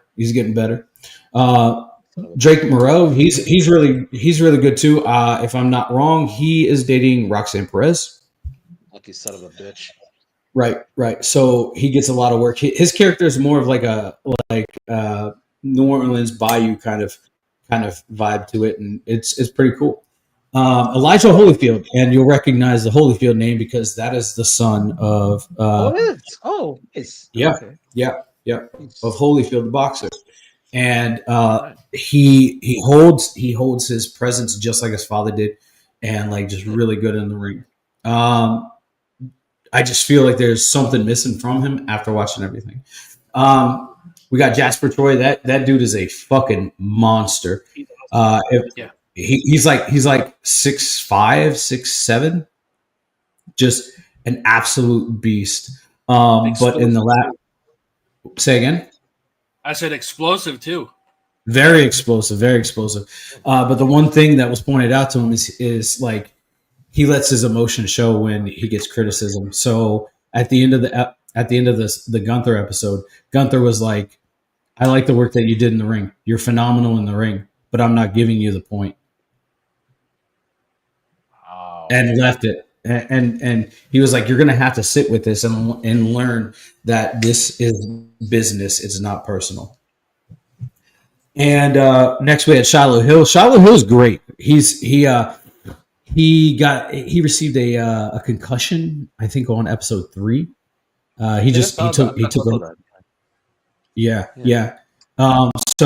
But he's missing a tooth, and he reminds me a lot of Roman and Bray, right? Like he's built like Roman when Roman was young, but he's got the ring psychology of Bray, and he's on Team Undertaker, so it makes more sense.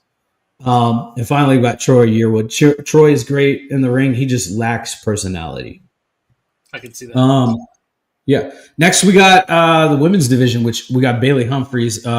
Bailey used to do place lifting or whatever for like cheerleaders, and that woman is jacked more than most built men. Like a brick shit house. Shit house. I am very intrigued by Bailey. Yeah. And she also used to be a mortician, like no shit, like cut body was open. Yeah. So it fits her. Danny Sokoleski, I think that's how you say her name. She was a cheerleader for the Penn State Lions. She looked, and then you're not wrong. And then she ended up going and being a cheerleader for the Tennessee Titans. Very athletically gifted, and I really enjoy watching her. Lee Laurel, I haven't really watched too much of her.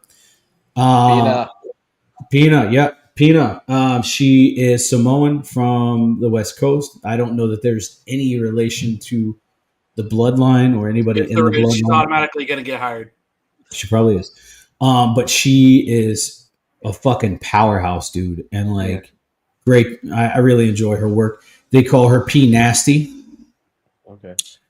Serena Linton, she's all right. She's had one match.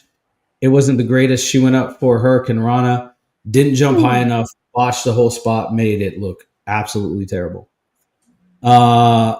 Tatiana Dumas, she is Australian.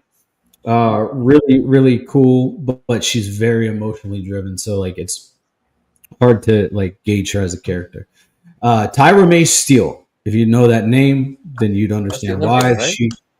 She's an Olympic gold medalist in wrestling. Yeah, and, she was on Level Up a couple times.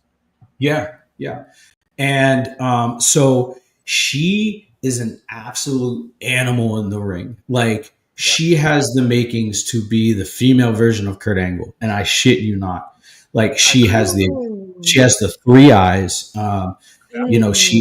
But she smiles too much. And like on the last episode, one of the critiques that Gunther gave her was, "You smile too much. I don't believe that you're a fucking killer." And he literally like walked up to her and he said, "You're a killer. Use it." And then Bully Ray, came up to her again, which is, if I'm not wrong, her coach. Or no, it wasn't her coach, but he said, "You smile entirely too much. You need to stop that shit." And the promo that she cut afterwards, like really, like just her in the camera, phenomenal, because it talked about she's like I've lost people that I loved and I've cared about that haven't been able to smile, and I smile for them, and like absolutely went full heel in that promo. Great. And then we got Zena Sterling. She's a 20-year-old Ukrainian athlete. There's not much to her. She's very underwhelming. Very underwhelming. She had a lot of hype when they were talking about her, and she's very underwhelming. Yes, absolutely. Very underwhelming. She did score Bully's first point for them. So that was and she got the handshake. Yeah. For Bully, which means a lot, I guess. Anyways, here's your the managers and broadcast team. You got Alicia Taylor as a ring announcer. Hey. Yep. Nice. Yep. You got Booker T, Bubba Ray, Undertaker, and Mickey James as the coaches. You got Jeremy Borash as a commentator. Joe Tessitore has been commentator. Matt Bloom makes appearances. Terry Taylor makes appearances, and Vic Joseph is like the lead commentator Nice. in the whole show. It is great. I'm going to make a bold prediction about Vic Joseph. I'm going to say he's the next Michael Cole. Yes. I Vic agree. Joseph is phenomenal. So also some of the guests that have been on the show, we had Eric Bischoff. They did what is called Faction Wars, where they built a faction around their team that they're on. And Eric Bischoff gave his input, as well as Sean Waltman was there because of his role in both DX and NWO. And it was a really cool episode. And so we got to see like a little different creative side of everybody that is on the team. We had CM Punk do promo class with them, just obviously because it's CM fucking Punk. Jasper Troy stood out in that because he didn't cut a promo on anybody but Punk, and he pretty much said, "When I idolized you, I looked up to you, and then you walked away for however long you walked away for, and I came to take your place. And then when I am called up to the main roster, I'm going to look you in your face and I'm going to make you feel the fucking pain you made me feel." Bomb drop. I like that last bit, but I'm so tired of the leaving the company shit. I hear that promo way too often.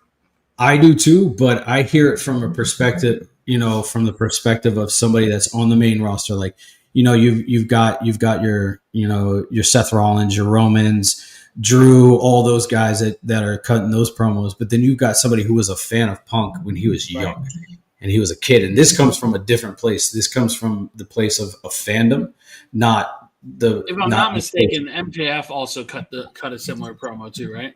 Yeah, he did. He did cut a similar promo to them. And, I don't know if that product was watched, but regardless, it was a solid ass promo. I enjoyed it. And yeah, LFG has caught my attention, and I binge watched every episode in like 3 days. And there's only 7 episodes, so it's not necessarily binge watching, but yeah, it was absolutely wild. But I'm gonna give up the reins. I'm gonna let you guys speak. I'm gonna go to the bathroom. All right, so you're gonna cover NXT. So you did watch, right, JR? You watched real time? I did watch it. Yes, I did watch it. Yes. So we started off with Ava and Stephanie Valkyrie, basically talking about how great Stephanie has been to the women's division and her being double champion. And then she closed out basically saying that Stephanie is going to relinquish her championship. At first, I'm not gonna lie, I was a little irritated because of how it went down. But then hearing and seeing what Stephanie said, and basically she believes in that division to the point of I don't think she needs a championship, and she's not greedy, she's not selfish, and she wants to see every other female on that roster thrive. So exactly. I think she has proven to be a leader of that women's locker room. I think she is absolutely fantastic in everything that she does. And I think they proved that she was the right choice in that Julia-Stephanie match at this moment. And yeah, the Jada Parker came out and basically confronted her. I'm sorry, Jordan Grace first came out. And then Jada followed her up. They brawled, and Jordan Grace fucking chucked a security guard over the top ropes and made a nice little joke on Twitter saying that she had to get tested after that. Oh, God. But yeah, so it looks like we're going to have a Jordan Grace and Jada Parker program down the line. And then we get an interview backstage about with Oba saying he doesn't care what Trick Williams has to say. He's not the champion. He doesn't answer to anybody.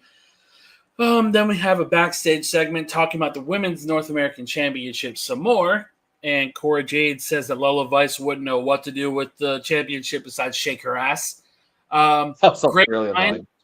Great line, but the ring rat shouldn't be pointing fingers at anybody. So. I know, but I mean, it was good. It was good. Honestly, I like Cora more than Lola, to be honest. But yeah, it's not a very high bar. yeah, I know. Then we had our first match of the night for a qualifying match for the North American Women's Champion. We had Zarya versus Lash Legend. Great, hard-hitting match for women. Oh, my God. I was pulling for Lash Legend. I'm not going to lie to you. Yeah, sure. She is and has been one of the most consistent women's competitors that entire company has. Her growth is unmatched. I think she has improved more than anybody else has. She definitely has, yeah. Nice little back and forth, and Zarya spears Legend and hits her with an F5. I don't like her using that F5 because of her being so small. It doesn't look as good as I wanted to. Simply because Lash is just such a big, tall girl that it just doesn't look good. Now, if Jordan Grace did it, I know that Jordan could just fucking throw somebody across the ring if she wanted to. Yeah. But I don't know. I want to see Zarya do something else. Okay, fair. Then we had a backstage segment. Inamaru and Josh Briggs, they had a back and forth saying he wants to compete at Stand and Deliver, and Wesley and TNT are backstage laughing, saying that they're never going to get that chance. Inamura challenges Wesley to a match this coming Tuesday, so my freaking God, I can't wait for that match. Sumo versus High Flyer. Let's go, baby. I have been such a big fan of Inamura since he's been put on this roster that I have watched some of his his Japan stuff. Phenomenal. Dude is just phenomenal. So that match is getting set up. Then we had a backstage segment with Kalani Jordan and saying that she's gonna win the title back, and Roxanne they have a backstage segment with each other and set up for that match later. Then we had a segment with the family talking about every member from Dark State. And then named off all the members. They had Dion Lennox, Osiris Griffin, Cutler James, and Saquon Sugars. Man, I thought this was a very creative segment for everybody, especially Rizzo talking about her man. I thought that was pretty good. Cutler James. Yeah, I know her. I think Dark State is a very nice addition to the roster because you don't know if they have a leader. You don't know what their intentions are yet. A lot of questions, and I'm here for it. Then we had fucking Hank and Tank backstage with Pretty Deadly. Oh, fuck themselves. I don't know why Sean pushes weird talent. Hank and Tank aren't bad, but Hank is fucking terrible. Hank needs to put a damn shirt on always, man. Fuck it. I loved when they introduced him. I thought it was funny. Haha. Yeah. But then they made him a tag team with Tank, and I'm like, wow. Horrible. Horrible. And what do they call themselves? The Belly Boys? I'm like, fucking God. Fucking no. So they were challenged by NQCC. Yeah. And Swipe Right wants to challenge for the tag team titles, and I'm really happy for them. I'm so happy you introduced me to those guys. They're so good. They're so good. When I first watched them on Evolve, I'm like, all right, I don't know if this can work because it's kind of like cringy frat boy shit. And then it got better, and then it got even better, and then the swipe left chance just made it so much better. I'm like, this is pretty creative. Oh, okay, it's not bad. Okay. I think it was Brad Baylor who was talking about Roxanne when she was walking by.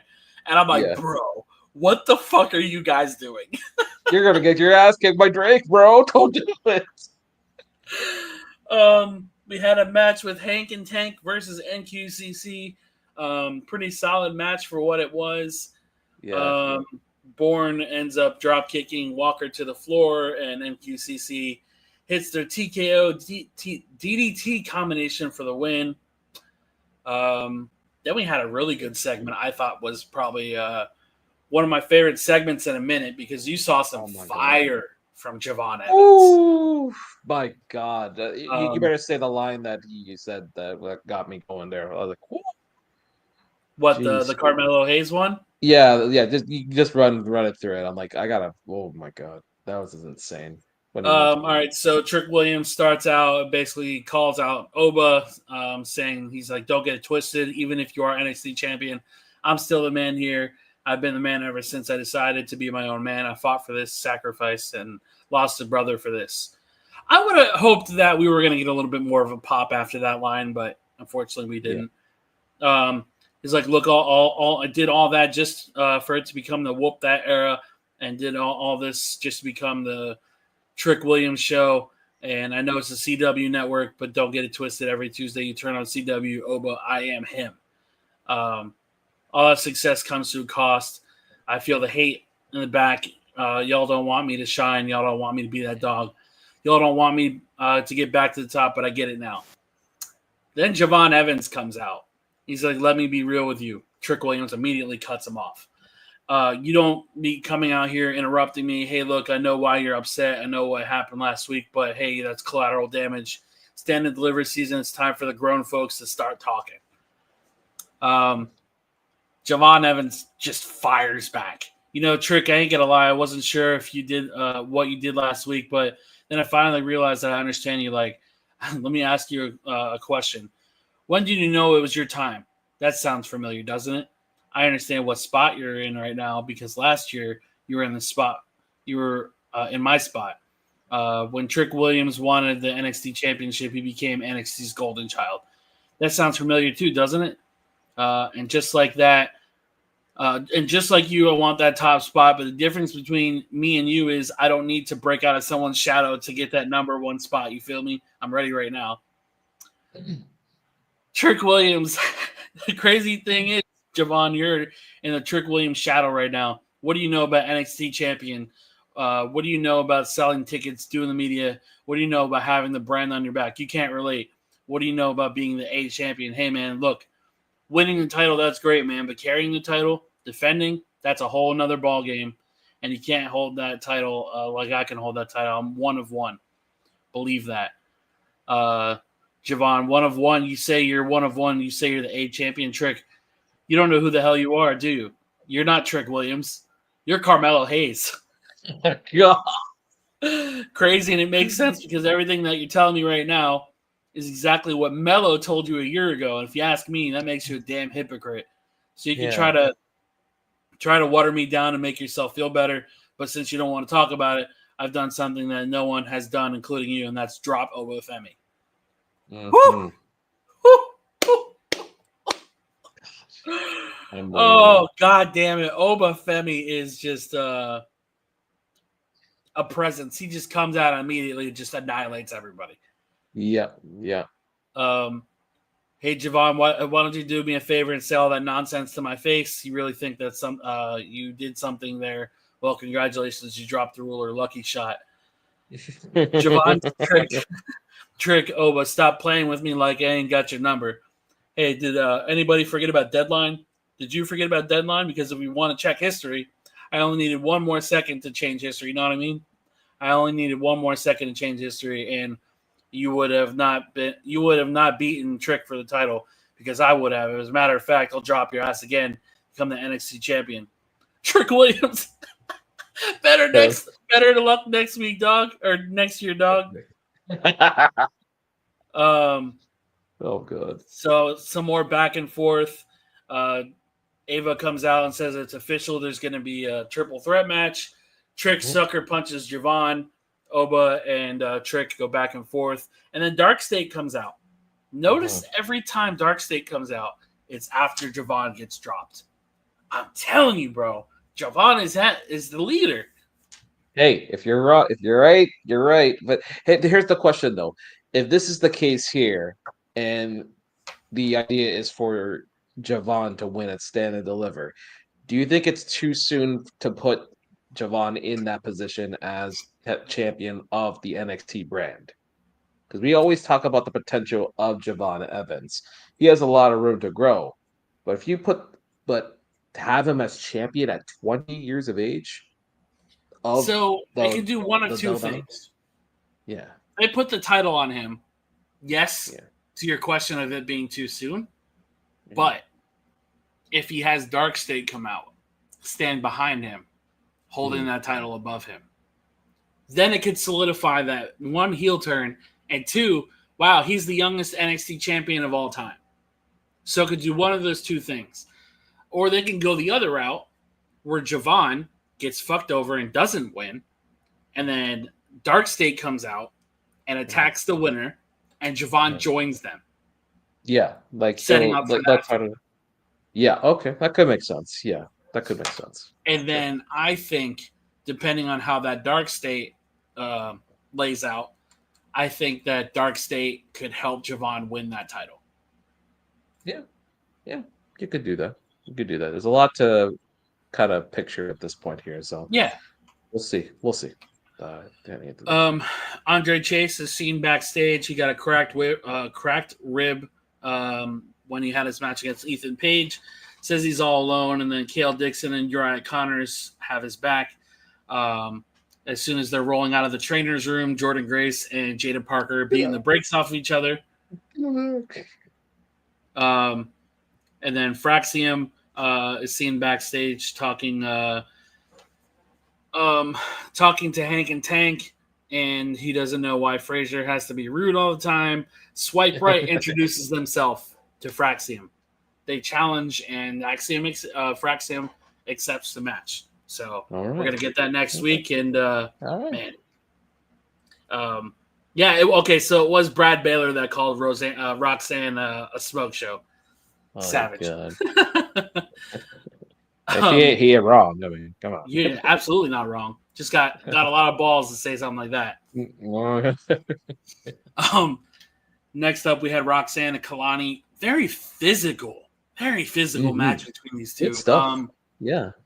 This might be one of my favorite Kalani matches because I felt like there was that desperation there. And I felt like Roxanne did a really good job at working body parts and making it look like she was trying to hurt Kalani. Kalani ends up winning that match. Again, very, very good match. I think it might have been match of the night for me. Stevie Turner apologizes for Swipe Right's behavior. Her and Stone have to deal with them every Wednesday. And Ava says she's not going to be intimidated by Dark State. Next week, Dark State will battle Oba Femi, Trick Williams, and Javon Evans in a 6-man tag match. Their first TV match, so I'm very curious to see how that goes. Yeah, it depends on which combination as well. It's going to be very interesting which combination is put out there from Dark State. I think we should get Sugars, Cutler, and I would probably leave Dion in the background. Let him be on the outside. Yeah, exactly.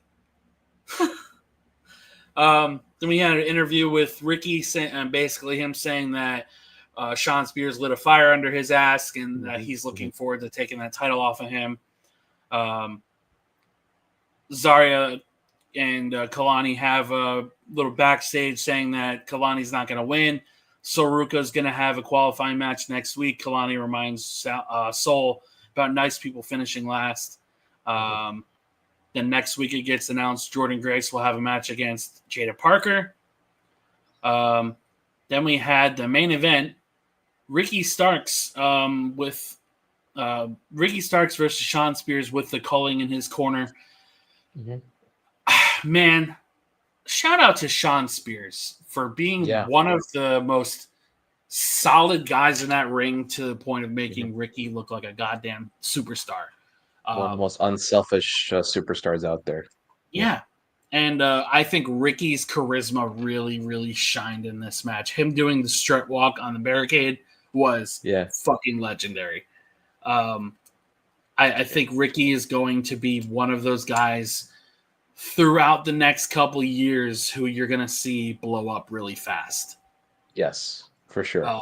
Great promo, great ring worker.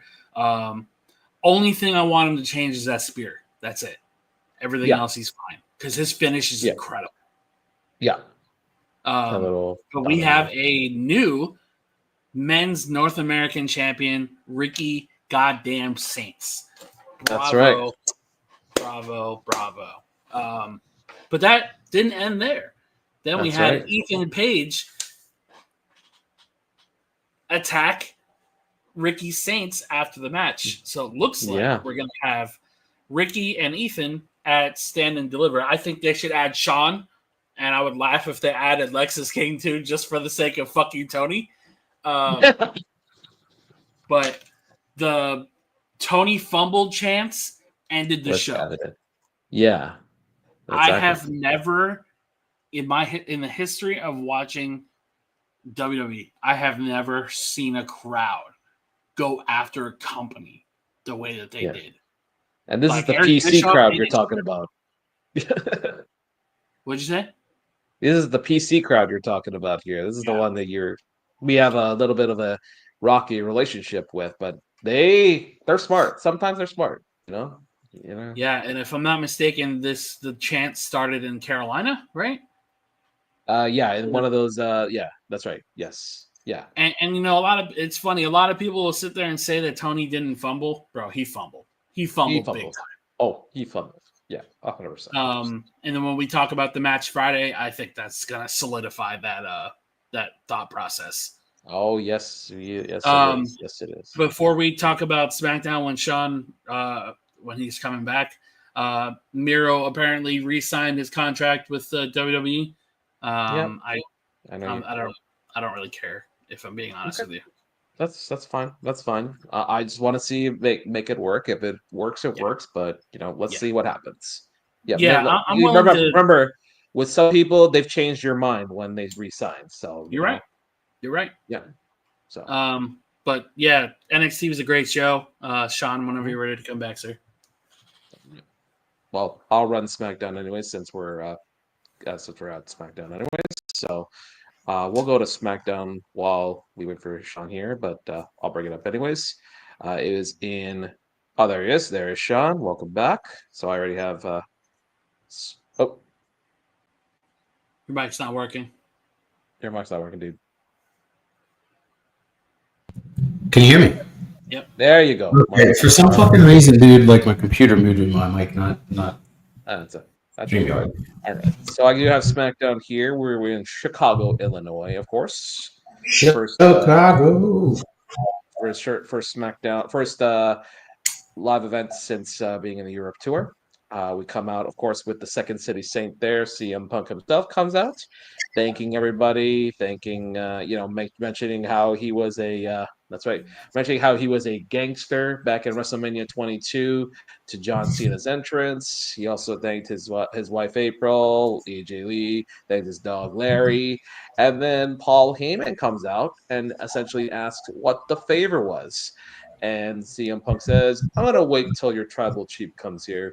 So later on, we will see what that favor is between. Wait a minute. Let me add something into this. Can I add something in real quick? Sure, please. Punk made it very apparent that he was not wanted here. You do not belong here. In that promo, he kept saying, people said, you don't belong here. You don't belong here. Yeah. And I think, not just with what happens later on, but I think that there's something there with the you're not welcome here. There's something with that that's deeper than just what we're seeing. Fair enough. All right, cool. So then we then had our first match of the night, which was the debut of one Rey Fenix, and we were curious of who his first opponent was, and we were pleasantly surprised that his first opponent was none other than NXT's Nathan Frazier, of all people, which thought was the perfect person to bring in Rey Fénix here for his debut match. He got the pyro entrance. If you notice, his wording is almost the same as Penta's, kind of in the shape there and all that. So yeah, good presentation there. I think Ray was a little too eager because there was a little bit of a slip up in the beginning there with Ray and Nathan there, but I think they were able to take control right after that. But otherwise, very solid debut with Ray Fénix there, hitting essentially a muscle buster for a la Samoa Joe and getting the victory over Nathan Frazier. So solid debut there for Mr. Ray Fénix, and he obviously we saw the big emotion from him. You could see that he's very excited to be in WWE, and he basically says that he's all WWE. So Ray, welcome to WWE. I do have an opinion on this match. Sure. Not a bad one. No. I think Nathan, he needs to learn to slow down just a tad. I think he is another guy who gets really overeager, and that slip up on the rope could have been really bad. Yeah. And then my other thought on this match is towards Ray Fénix. I have boldly stated in the last couple of years since he's been part of AEW that he's too spotty, and I really don't like the false finishes stuff. I think because it's so overdone. There was that one move that he did in that match that I thought was the end, and it should have been. That's one thing I agree with Jimmy Corderas on. That muscle buster finish was fine. But the what do they call it? The fire drill pile driver or something like that? Yeah, the one beforehand. Yes, I agree with that. Yes. I don't like the setup for that move at all. I don't like the landing more specifically because that was like watching one of his AEW matches. Yeah, and he has time to prove me wrong. He's part of a WWE roster now. He can grow. The star power difference between him and Penta is really deafening. Yeah, it's very noticeable. But WWE does a really good job at masking whatever flaws people have. And that presentation that he had was fantastic. And his emotion afterwards was, I felt it was genuine. So it's genuine. 100%. Yeah, there's a backstage. Go ahead, Chris. I was just gonna say I'm curious to see where they go from here with him because he can't have the same push as Penta. It's not believable to do that. No. There's a backstage interview afterwards with Ray, and dude, you could see the tears flowing down his face, and it was beautiful. I loved it. And you can tell this was his fucking dream. Him and Penta were. This is as good as it gets for them, and seeing that level of emotion come out of him was awesome. I'm happy I didn't see any destroyers, right?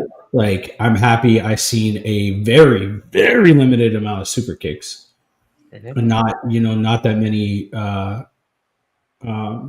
moves that were taking a great amount of risk. The two spots that you guys were talking about were the two spots that I looked at and I was like, ugh, it could have been bad.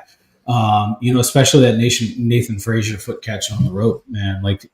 He landed on Penta's knee or on Ray's knee, and I was like, Jesus Christ! I hope it in the end. Yeah, but you can definitely tell the levels of intrigue and interest in the characters between Penta and Ray. So. Yes, it's exciting. And they both speak pretty solid English too. Yeah. Yes. Very good. Very good stuff there.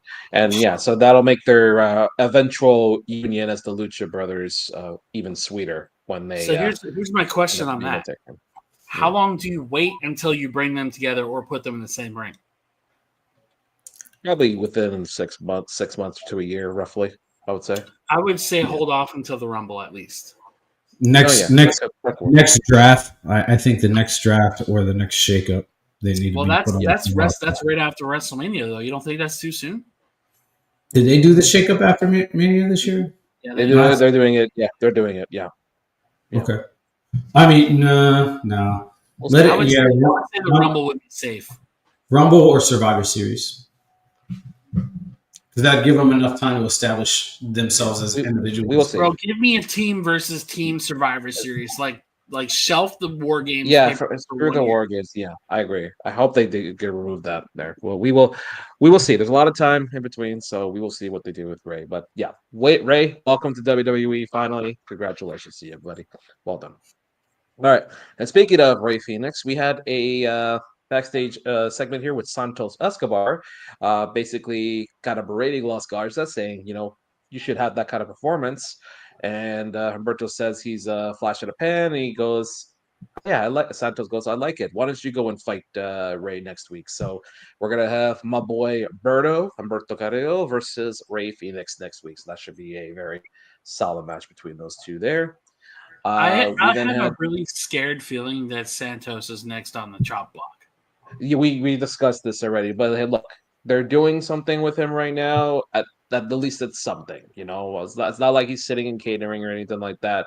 He's not Apollo Crews. Exactly. Yeah. Well, Apollo Crews is injured, so he's got an excuse. So he's essentially safe for now. In this case here, it's crazy. It's if you're injured, you're essentially safe from WWE's cut, unless in this case here for the most part. So, but regardless, we then had Byron Saxton talking with Braun Strowman, basically hyping up his last man standing match later tonight with Jacob Fatu, Solo Sikoa and Tama Tonga come out there, and then LA Knight comes out to protect Braun. He mocks Tonga's yeah catchphrase, and he walks out to get his next match started here. But before that, we had a Drew McIntyre promo. He has an eye patch to sell the glass in his eye, the real glass, thing from back in England. And he goes, "It wasn't enough that I gave you everything you have, every big moment at my expense, every girl you talked to the bar, bragging you were champion. That was my title. All the money you made profiting off with me is being screwed. And you realize without me in your world, even when you were fighting for the title, nobody really cares about Damian Priest unless you're feasting off my scraps. So you took away both of my world title opportunities at WrestleMania when my back was turned. All I asked for were you to verbally explain to me how was I wrong, poke hole in my logic, maybe face me like a man, but no. You did what you always do. You hid in the shadows like a vulture. After I beat Randy Orton right in the middle of the ring, I was heading out with my buddies. You attacked me, threw me through the windshield. I could live with my back hurting across the ocean with shards of glass and sweat in my eyes. I may never be the same. I might need a miracle. I need to pray. Everybody knows Drew McIntyre prays. Bad things happen. Yeah, solid promo there from Mr. Hitman there. We then had our second match here, which was LA Knight versus Tama Tonga. Yeah, solid match for the most part. Good workers there between the two, and of course, LA Knight gets the victory after Solo Sikoa screws up. So I don't know what they're doing there with Solo and Tama, but I mean it's there. We then had Byron Saxton interacting with Paul Heyman because he's waiting for Roman Reigns to arrive. A car does arrive, but it's actually Seth Rollins who basically says, "Oh, you're waiting for the other Shield guy to come here," and basically says, "Oh, I'll be there later tonight to see what's happening with this favor." CM Punk's asking. So we had that there, and then we had the very intriguing segment here between Charlotte Flair and Tiffany Stratton. This is very intriguing here because Charlotte Flair says, "Do you hear that? That's power." Tiffany Stratton says, "What time is it?" It's Tiffany time. And then they basically go back and forth here. And then Charlotte Flair then there's a lot of boos from the Chicago fans to Charlotte. I don't know if it got to her, but then Tiffany Stratton makes mention of her recent divorce and her interview on that talk show recently. And then Tiffany literally just walks out there. And Charlotte Flair basically says, "Oh, yeah, Ludwig's in my DMs." Well, and then Tiffany just walks out. And that essentially ends the segment there. I know, Chris, you had a kind of interest. You have a very important take on it, so I'm going to leave the floor to you on this one. This is probably one of my least favorite segments I've seen in a minute. Charlotte went on a talk show, as alluded to in the promo earlier that day, and talked about her marriage and how she was in a dark place and doesn't feel great about the divorce and anything like that. And I don't like real life stuff like that being brought up on TV. It's been done for decades. It's nothing new. It happens. But for somebody like Charlotte, who is constantly under a microscope from this fuck-ass community, everybody decided to go out of their way on her birthday, on whoever's post it was, and drill into her saying, oh, 3 marriages failed and she's not the most decorated person. She doesn't deserve anything that she has, blah, blah, blah. Going after Ashley the person, not Charlotte Flair the wrestler. And I think this community as a whole needs to take a step back sometimes and just leave people the fuck alone. And that goes for leaders like Triple H. I don't think that stuff like this should be cleared for television. Again, I understand blurring the lines. I understand bringing stuff like that to create more intrigue to a storyline. I understand that. But I don't think this was one of those instances where anything should have been brought up, especially not her marriages. I don't agree with it, especially one of those marriages of her being assaulted in. I don't think that Charlotte deserved that. I truly feel bad for her. Yeah, me too. Can I bring up a comment? You guys can't see it, but it's on TikTok. All right. I want to bring this point up because I think that this person's on to something. He said that first. He said he's not going to WrestleMania. He's going to Metallica instead. Cool. I'm happy. But next he said no title for main event night 1 is a terrible move. I agree. What was that last part? He said no title for the main event of night 1 is a terrible move. I agree personally, because if you look at it like the men or the women, right? Like we're supposed to see a main event with a title, and I know that they did that last year too, though. Yeah, I know, and I understand that, and like last year was the exception, but this year I feel like they should kind of go back to that strategy of the one night, or both nights have a championship, close out the show. He also said he feels like the Rumble doesn't even matter anymore. Here's my opinion on that, man. Last year I thought was very unique, like you said. I think it was the exception because of what the implications were and who it was and what it was. I kind of go back to the interview that Triple H did. You don't put someone in the main event just because for the sake of, oh, well, you have a title, you deserve to be here. Oh, well, you won the Rumble, so you deserve to be here. How many times has John Cena, whether it's WrestleMania or anything else, with a title, opened the show? You know what I mean? Like, I don't think not having a title in the first night of WrestleMania hurts anything, considering there is more interest in this Punk, Roman, and Seth feud than there is in both women's championship matches and Gunther and Jay, respectfully. Yeah, I agree. And I agree with that. I think if they're going to continue doing this and moving forward, then they need to change the verbiage for the Royal Rumble and say, instead of saying you main event WrestleMania against a champion you're choosing, it'll be you get a championship match at WrestleMania of the championship. Yeah, you've got to change the verbiage because now people are starting to call it out. Fair enough. That's fair. Yeah. Yeah, and then he also said, but Roman main eventing for 10 years in a row legitimately is kind of getting boring. I can understand that. I've been saying that forever. Yeah, we've been saying that shit forever. Yep. Okay, I'll step back off the soapbox. No problem. So then we had, after that, we had Nick Aldis make an announcement that there's going to be a tag gauntlet match next week on SmackDown, featuring teams from both Raw and SmackDown, with the winners facing Liv Morgan and Raquel Rodriguez for the women's tag team title match at WrestleMania. So we found out the teams will be Maxine Dupree and Natalia, Kaden Carter and Katana Chance, Bailey and Lyra Valkyria, makeshift team there. The Secret Her Service of Alba Fire and Piper Niven, and I can't remember the fifth team exactly, but I mean, if this in this case here, this is probably the chance for you to put Alexa and Nikki into that gauntlet there at the end. Like, let's say someone wins it, but then they don't. Then all of a sudden the lights start shutting down. Then Alexa and Nikki come out. Or Bailey heel turn to attack Lyra. Maybe, yeah, because they do have a title match this Monday. So I mean, we shall see there. Yeah, we shall see. Can't remember, probably it'll show who the fifth team was. I can't remember exactly, but we then had a number one contenders match between DIY and the Motor City Machine Guns. As always, we always expect a good tag team between these four gentlemen there, and the Motor City Machine Guns get yet another win over DIY, so they get the revenge from the from the Royal Rumble match previously, and they will be the next in line versus the Street Profits, who were in the crowd to watch the match there. We then, we then had the Miz and Carmelo Hayes poking fun at Pretty Deadly, basically because they lost in their hometown for the tag titles. That's right.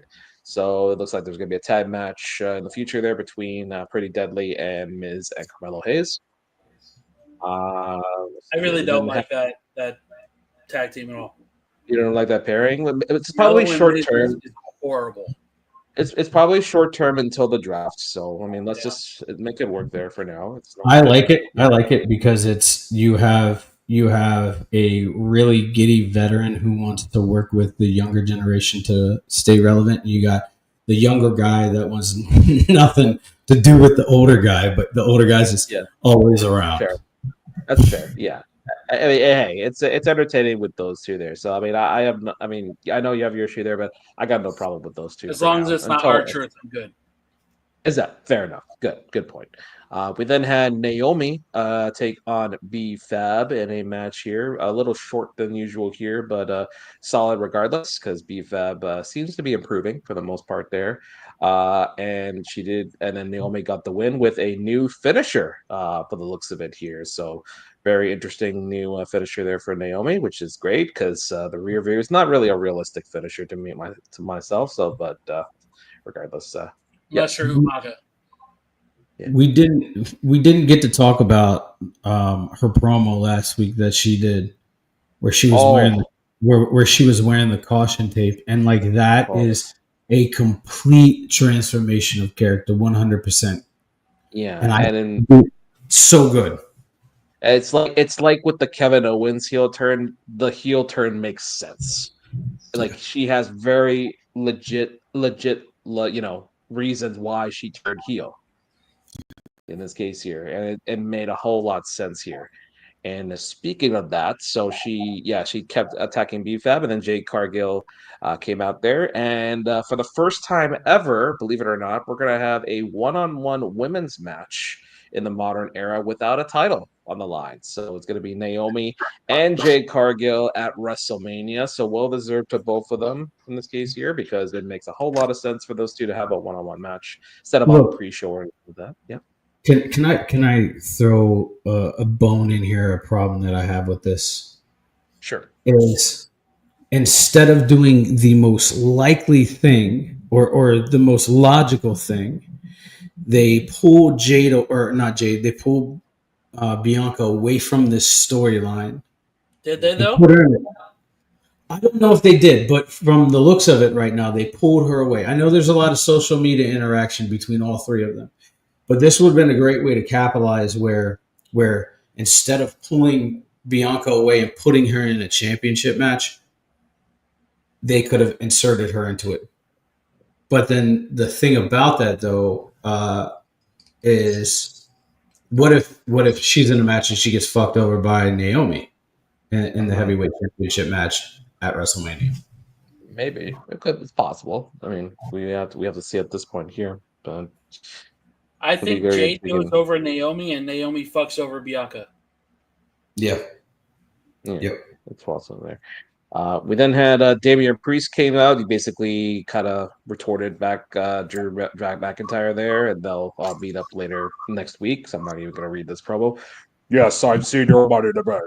Whatever. Okay, next. We then had. We got something for that. Kiss my ass. This show sucks. There you go. Exactly. Thank you. Turn the channel on, Damian Priest. We then had some unfortunate news coming out there, and I'm gonna pull out my jacket here because I'm gonna show support for my boy here, Mr. Kevin Owens. So we had a unfortunate segment here. Nick Aldis says, this is part of my job that's fun in the industry. There's a fine line between coming back next week, like everything's fine, and finding out potentially you may never be able to step foot in the ring again. It's a cliche, but there's a reason that we say don't try this at home. I don't want to say much more, but I'd rather you hear it from the man himself. So Kevin Owens comes out, and let me get my Owens voice here. I've been doing this for 25 years, and I think I could confidently say for those 25 years, I really gave everything I had every time I step into this ring. And those 25 years, because of this industry, I've got to live incredible things and experience things I'll never forget. I've had the chance to take care of my family in a way that I could dream of, but there's a price to pay for that amazing opportunity. And that's the toll that it takes on all your bodies. Every guy and girl in the back there has paid the price at different times. Now it seems like it's my turn because reality is for the last 4 months or so, I've been dealing with a pretty serious neck injury, and we don't know what it was. We really don't know how serious it was. Thankfully, this week we managed to figure it out, and now I have to get neck surgery. So that's what I'm going to do, and the timing couldn't be worse because let me tell you, not getting to be in the ring with Randy Orton at WrestleMania really sucks. And I'm really thankful for WWE for allowing me to come out here in front of you and tell you all this because the truth is, I don't know when I'll have the privilege to be in front of you guys again. What I do know is the last few years, I learned to not take anything for granted, and I will never take this for granted. So for now, I want to say thank you, and I'm sorry, guys. Thank you. So, Kevin Owens, we wish you a speedy recovery, man. We know neck injuries are not the easiest to come back from, and especially with guys are getting into your 40s coming up. So, we just hope that you have a speedy recovery, man. Fight Owens fight, man. We're gonna miss you, man.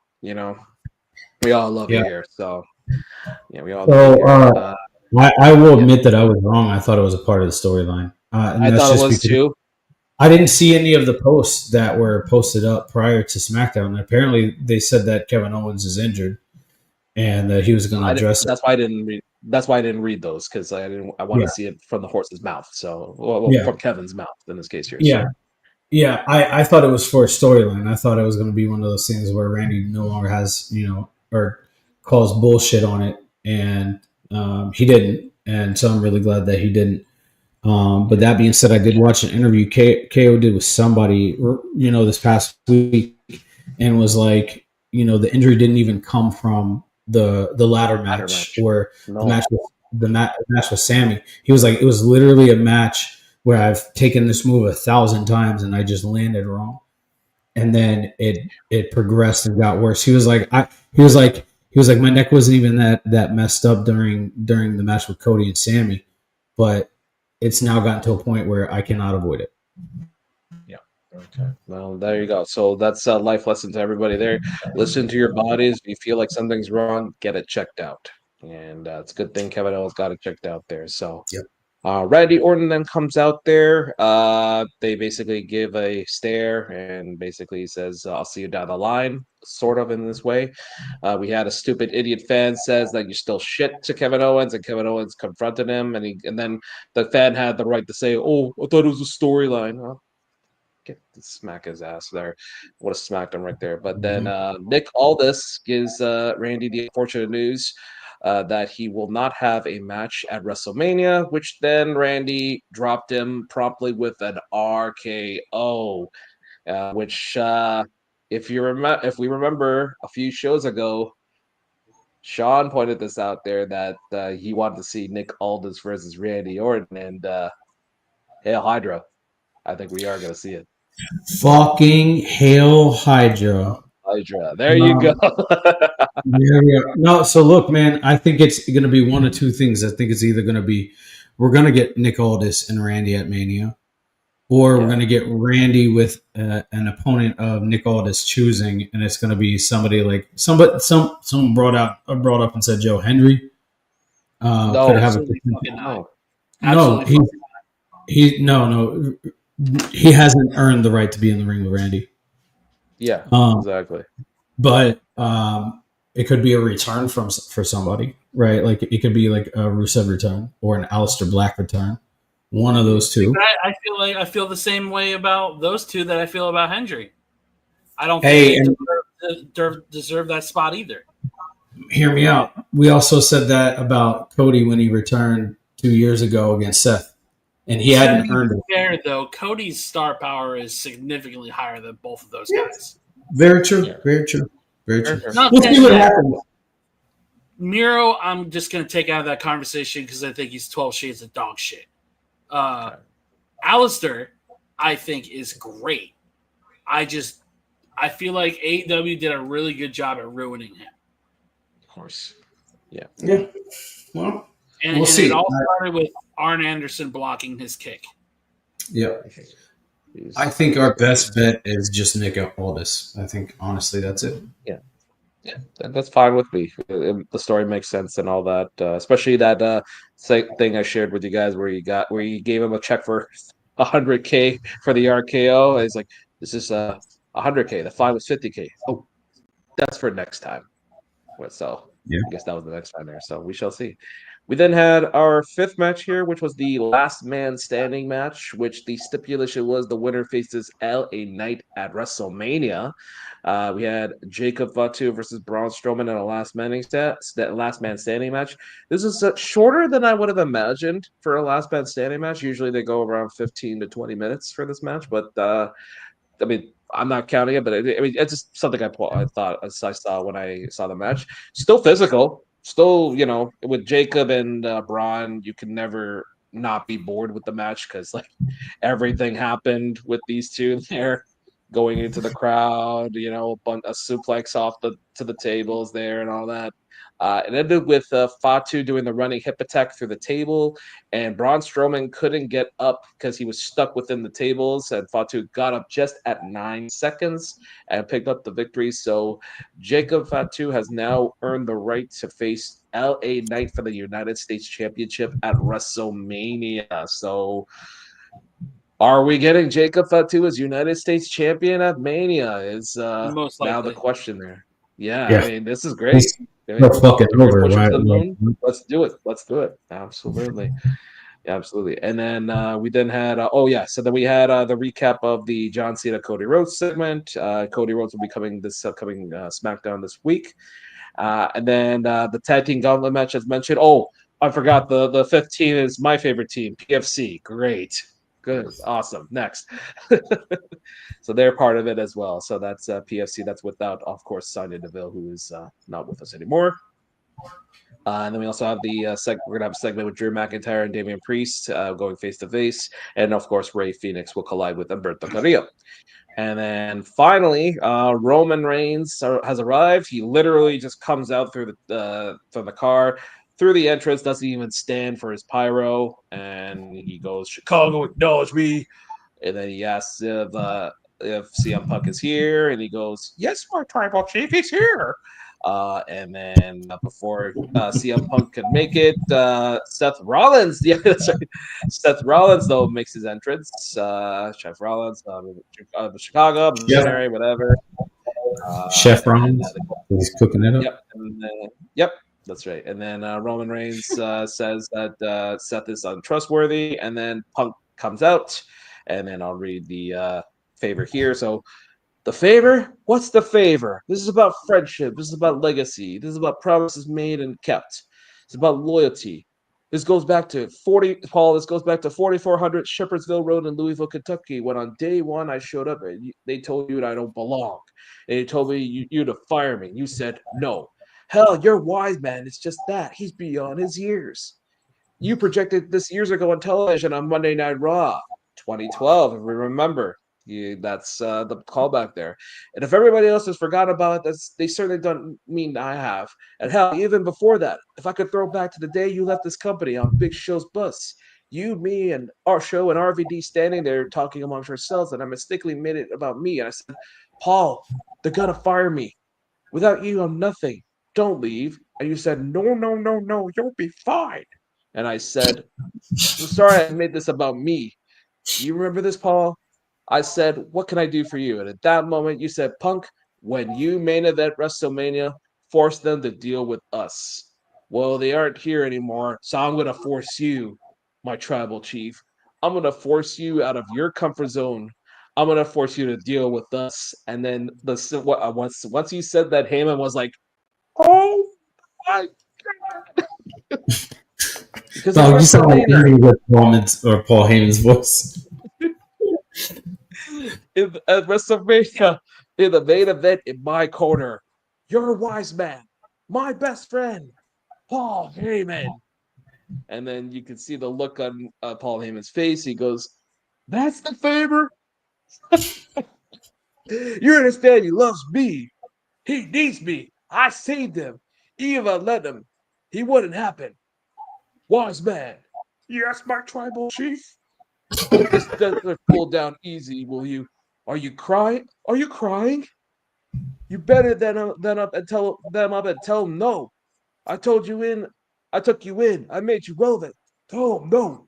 I'm not gonna give you the one more opportunity. Tell them no. And then Paul Heyman, with tears in his eyes, goes, "My tribal chief, I can't do that." And then Seth Rollins was laughing his ass off, which was great too, because he's like, and he goes, "I told you.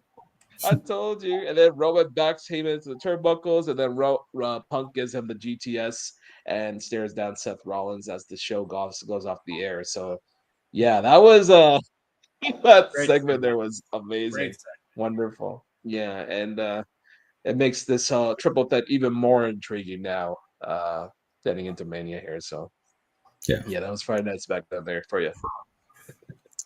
Man, so yeah, dude, I thought that final segment was phenomenal. Like it left me like, holy shit, I don't know what's gonna happen. Right? Like we could get a double cross where we get a heel Punk with Heyman. And Roman like is set definitively as a face, but I don't want to see that. I think Roman is really struggling on the face thing. Mm-hmm. I don't think he's doing great with it at all. No, absolutely not.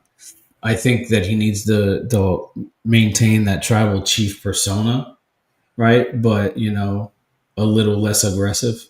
You can still be an aggressive babyface, but tone it down just a little bit.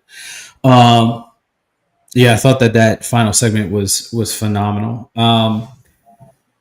Dude, I don't know how to feel about this build to WrestleMania. It like on paper it sounds great, but just the things that are happening surrounding some of these matches, like specifically the women's championship matches, it's hard to get behind. And up until this week, I was not sold on Jey Uso and Gunther, but just that one segment this past Monday amped it up so much more. It did. And so. Yeah. What's up? I said it did, yeah. Yeah. I think is a lot of these matches not delivering. I don't like that there is a whole big smear campaign on Charlotte Flair's name right now. Because now Meltzer is, of course, adding his insight in this whole thing. Yeah, of course. I think the John Cena Cody Rhodes thing is going to be tricky to book, because on one hand, I think the smarter direction is to give Cena that title to solidify his heel turn, and then on the other hand, if Cody loses the title, is it going to hurt him? I don't think it's going to hurt him, because you have to have the struggle, right? I don't think it's going to hurt him either. I worry that if Cena doesn't get the title, it's going to fuck that heel turn like really bad. Yes. He needs to win the title, and he needs to win it in shocking fashion. He needs to win it in like a weird fucking turn where somebody interferes when the ref, and I hate interference when the ref is knocked out. But and I feel in this match, it has to happen. I think The Rock reveals the third member of the group that is not fucking that is not goddamn Travis Scott.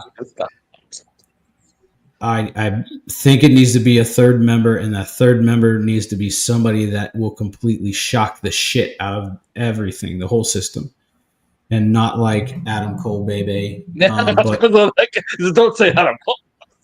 Yeah. I think we need to see somebody get thrown in this mix that's going to shake shit up and make you like second guess everything that you thought. Someone like Seth.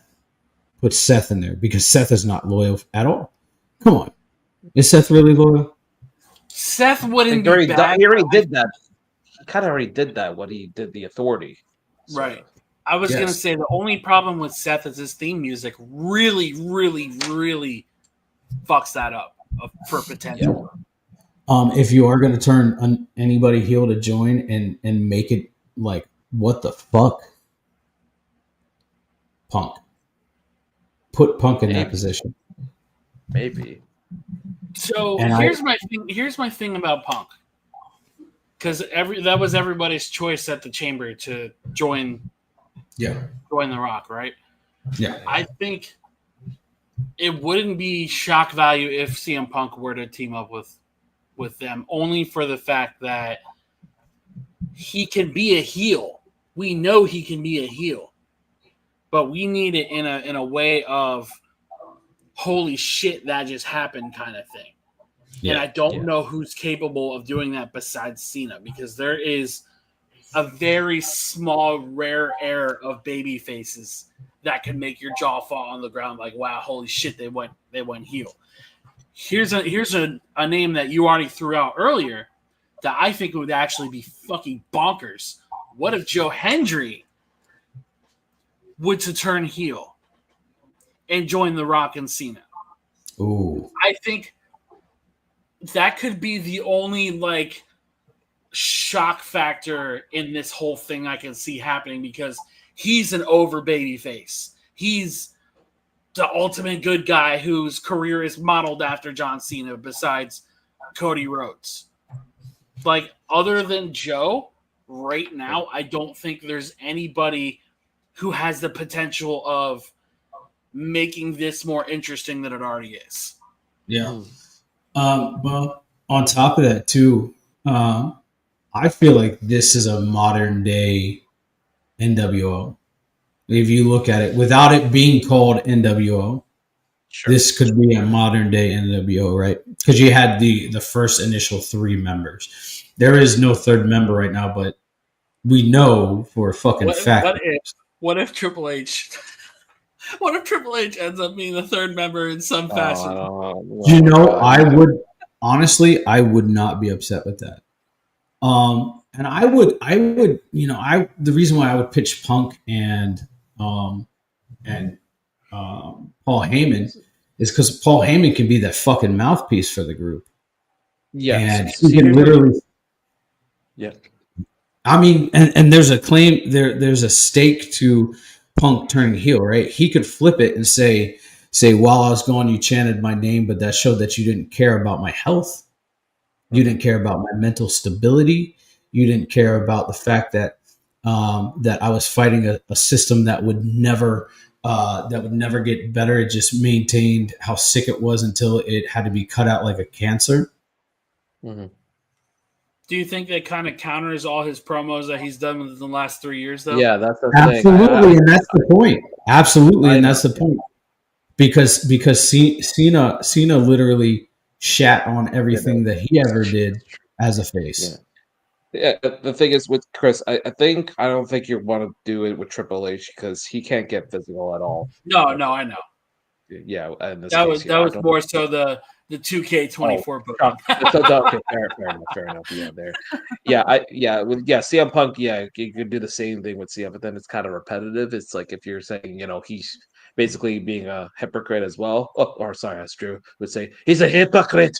And then be like Drew's like, oh, I was always right. That kind of thing. But or what if this could be people that are like on the edge? And I know this is going to sound so far fetched and like doesn't make sense. But what if it's on like people that are on the edge of their retirement? Because you've got Cena in the group, you got The Rock. The Rock is not going to wrestle another match, if at all. Yeah. And you got somebody else in the company that is on like at that retirement level. So that could help. The only one I could think of, like Randy Orton, but yeah. Yeah, that's why I was saying Randy's my other choice. Randy is one, but we have never seen this person turn heel in WWE. Rey Mysterio. Right there. Right there, the dagger. Okay, so what did Cena say when he his first promo back? He said, "I am here to kill wrestling." Yeah. He said, "I'm here to kill wrestling," which is exactly what NWO did, right? They took the biggest babyface and turned him heel in a fucking heartbeat and made him so over with the fans, regardless if you like Terry Bollea or not. They took somebody that was the most beloved babyface at the time, and they minimized him to the most hated heel.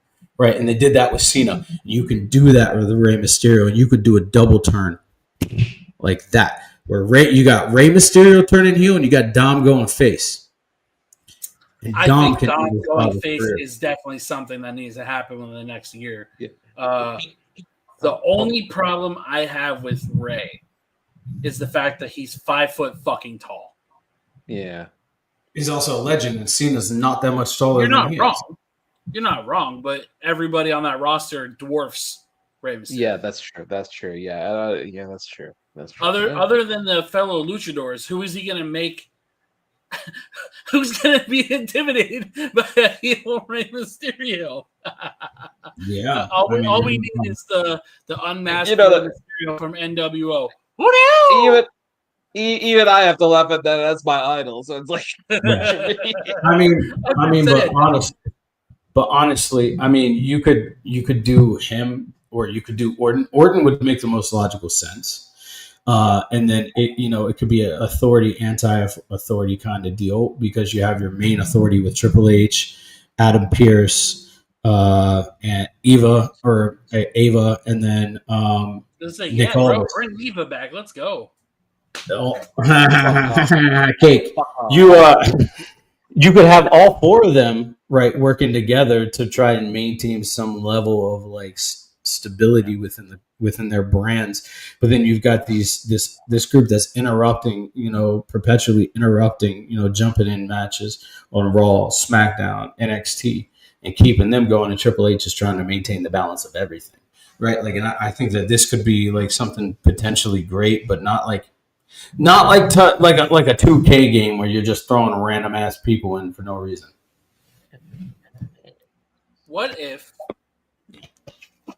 Karrion Kross gets introduced into this mix somehow? Him and Cena have yet to interact with each other, and he called the Cena thing before it happened. So did Drew. Yeah, but Drew's been on his fucking tirade since Punk came back. Very true. I mean, you're not wrong. Oh, here's a even better one. Damian Priest. Oh, yeah. I would literally crash through this damn condo window right now. I will fly to Canada just to join you, bro. I would fucking jump out that window. I have a balcony. You and I can both jump off the balcony here. Deal. Aim for the bushes. I'm really excited about some of these matches for Mania. Other ones I'm not. But as a fan, I'm going to watch it. I'm going to try not to be too critical of the content that we're given, because it's for a purpose that we don't necessarily agree with and we don't necessarily see. But it is what it is. We got two. I'm going to be 100% honest with you on like the whole card as a whole. Yeah. I think that it's going to be a good show regardless of what they do or don't do. Oh, absolutely. I think every talent that is booked on that show is there for a reason. Mm-hmm. I think Triple H has, I don't want to say lazy, because lazy is not the right word. I think he has struggled with booking a lot of these matches and making people stay interested, because number one, we're in the age of social media where everybody bitches about everything. And like I said about the CM Punk segment, it didn't matter what that favor was. People were going to bitch about it regardless. They don't want to look back at 2013 and be like, oh, wow, Paul Heyman said that he was going to walk down the aisle with CM Punk at WrestleMania for the main event. Because they don't like to do research. They're idiots. And we're at a point where so many of these bad faith idiots ruin the potential of enjoying wrestling, because you have the idiots on TikTok, which I hate almost every fucking content creator on there. You have Twitter, who God only knows has some of the worst human beings on this goddamn planet. Yep. Facebook, I don't see it nearly as often. Instagram, I see it probably as often as I do on TikTok. Every talent on that roster, from Cena to the very bottom person on that roster, gets criticized in ways that are completely unfair to that product. And absolutely. Their opinion doesn't matter to me. So at this point, I think, I think that if we watched wrestling from the perspective of a fan and not try to critique it, we would get so much more enjoyment out of the product that we're seeing than constantly saying, "Oh, look at that guy, he fucked up. Oh, that person stumbled on the mic." Like, yeah, I mean, they're human beings behind. I'm glad you brought that up.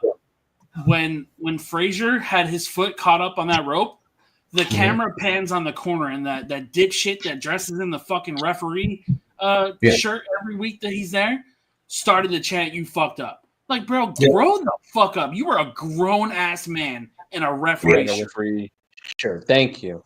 Yeah, exactly. Yeah, and I think as fans we forget that the performers, the wrestlers, they're human beings too, right? And they're all, they're trained to do this, but they're not trained for perfection, and shit happens. Exactly. And so, like, I think having Bret Hart has fucked up. Oh yeah. Undertaker has fucked up. Austin. Everybody. That's what I'm saying, bro. Like, nobody is above criticism. I'm not saying you can't criticize the product, but when you nitpick every little fucking thing, why are you watching? Yeah, exactly. Just as you just said, everyone has botched at one single way or another, whether it was a promo or in the ring itself. Everyone has had a botch whatsoever. So don't think everybody is perfect. Just because you're making this opinion, you think you're all high mighty. No, everyone has made that mistake. So the joke's on you in this case here.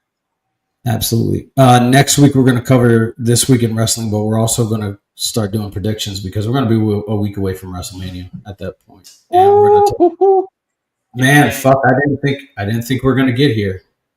Yeah, but here we are. We're going to do predictions going based off the card that we have. The current card that we have. I'm going to pull up graphics, and we all will make our predictions. And then WrestleMania weekend, I don't plan on doing a show because it's WrestleMania weekend. It's a celebratory weekend, and it's Easter as well. So I'm not. And it's Easter.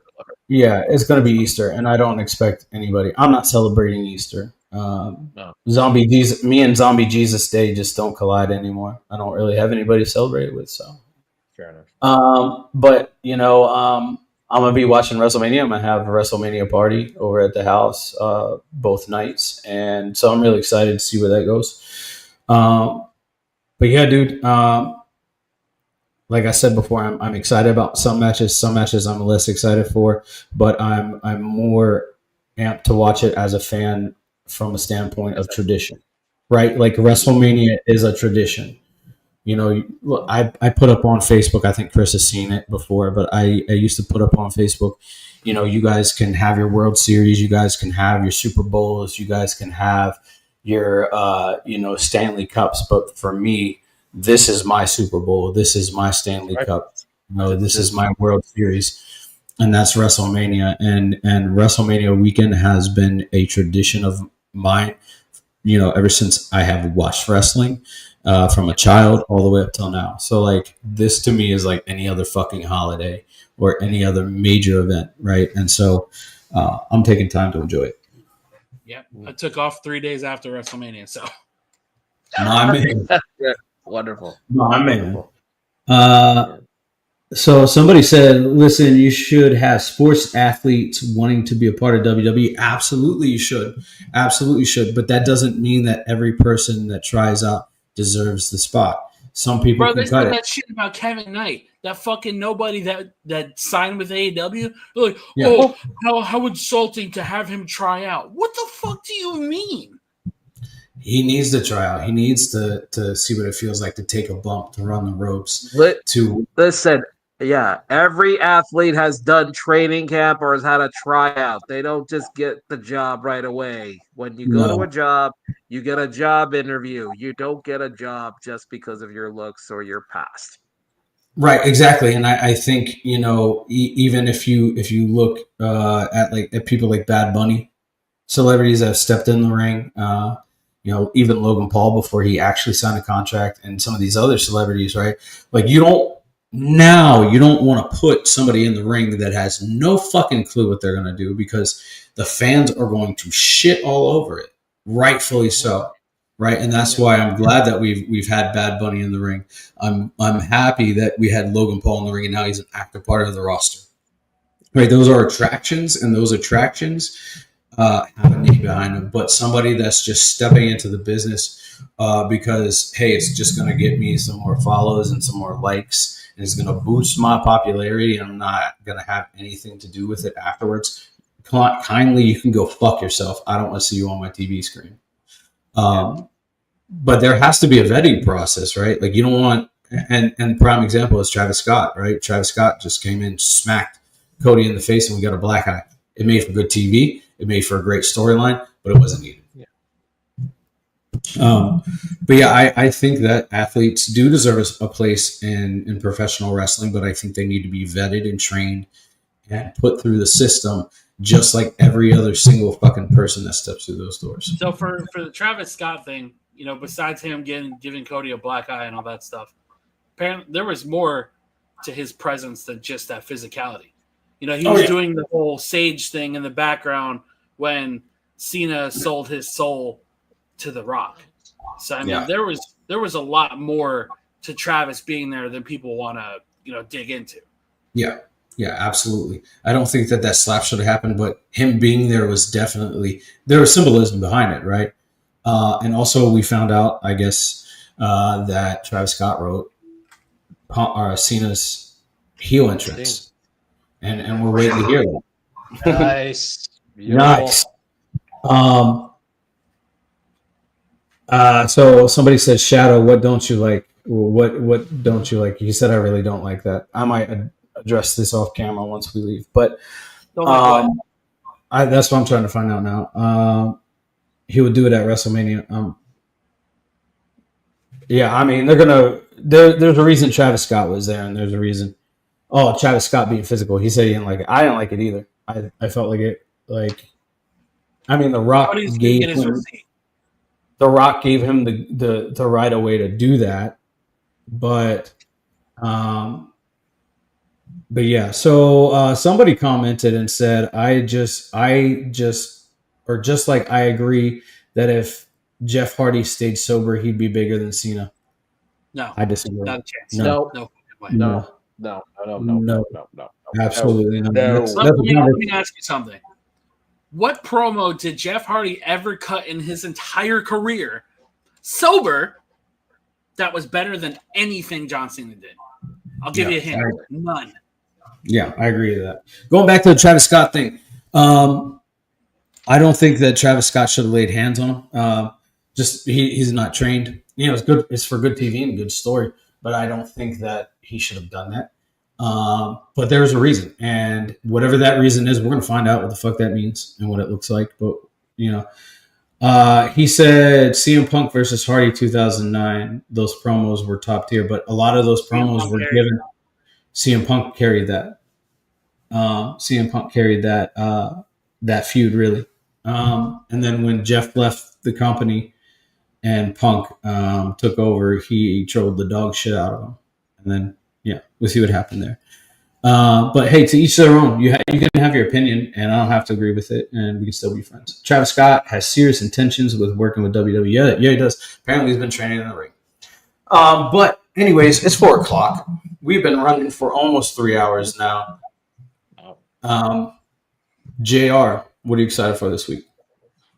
Just the continued build of WrestleMania here, and warmer weather here, thankfully. We went through a snowstorm on Wednesday, so again, which is weird, but I'm looking forward to warmer weather here. But just looking forward to another exciting week here in wrestling. Nice. Chris, what are you excited for this week? Man, I'm excited for everything. More specifically, I'm excited to see Ricky and Ethan Page cut it up on the mic. I think it's going to be a lot of fun.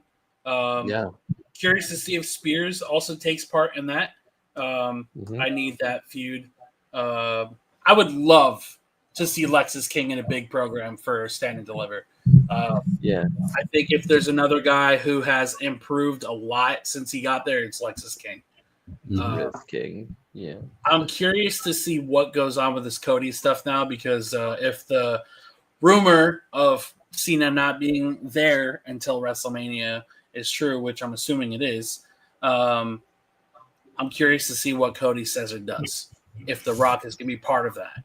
Because while I think Cody is great at storytelling, I don't want to see him do it on his own. I want to see there be another factor there somewhere. I want to see, give me a via satellite promo from Cena. That would be even funnier, because it would be a heel thing to do.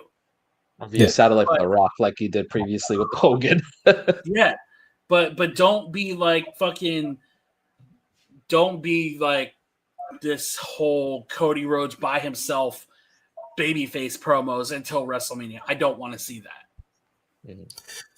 I agree with that, but I don't want to book, but if I had to and I wanted to and like everything worked together, I would want Cody to be in the middle of the fucking ring to close out the show on either Monday or Raw or SmackDown. And I would like him to call out Cena, and Cena doesn't answer.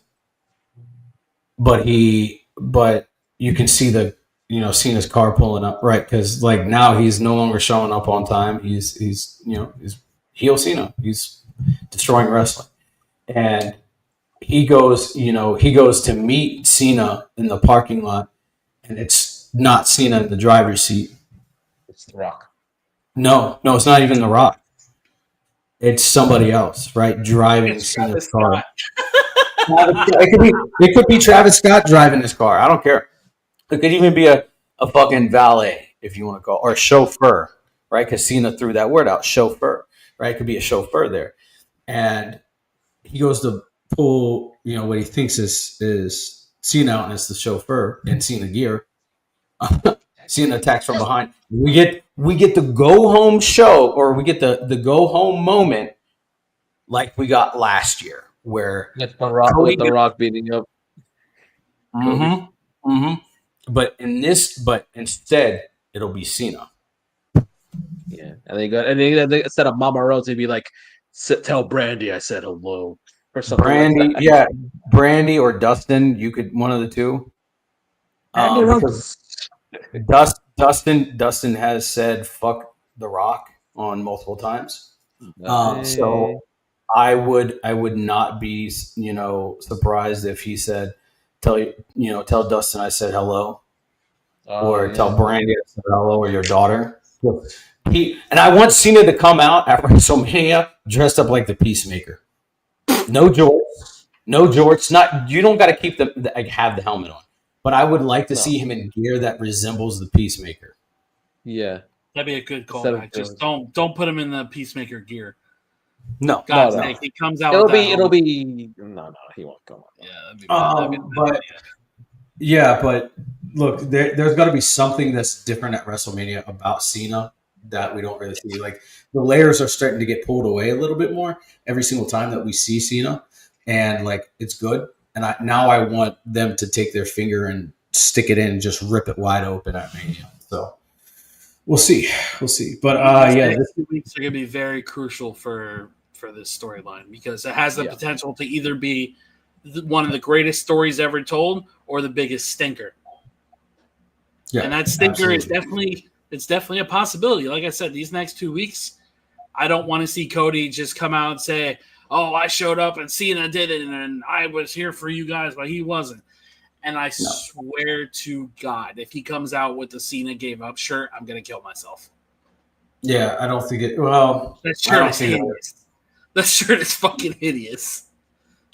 I just want to see good television for the next 2 weeks. Whatever they do, if they decide to go back to the Raw and SmackDown after Mania, where we get some surprises, I'm excited for it. But I want to see 2 solid fucking weeks of product from Raw, SmackDown, and NXT that leads and builds into WrestleMania and Stand and Deliver and makes that product so much better. And yes, I'm going to be watching.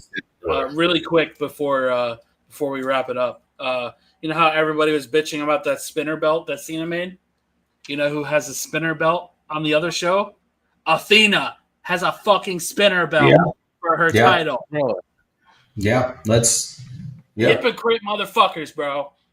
And she's gonna be jobbing to Monet in that Owen Hart, whatever they call it. And that's unfortunate.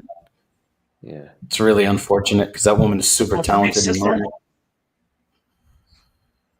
But anyways,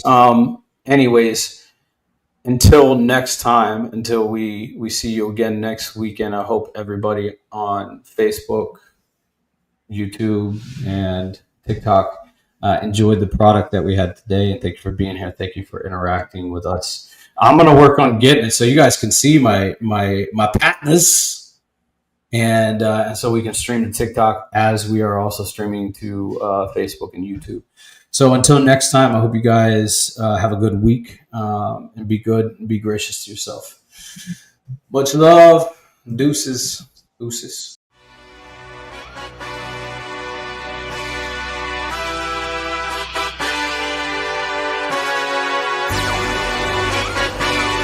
Hey.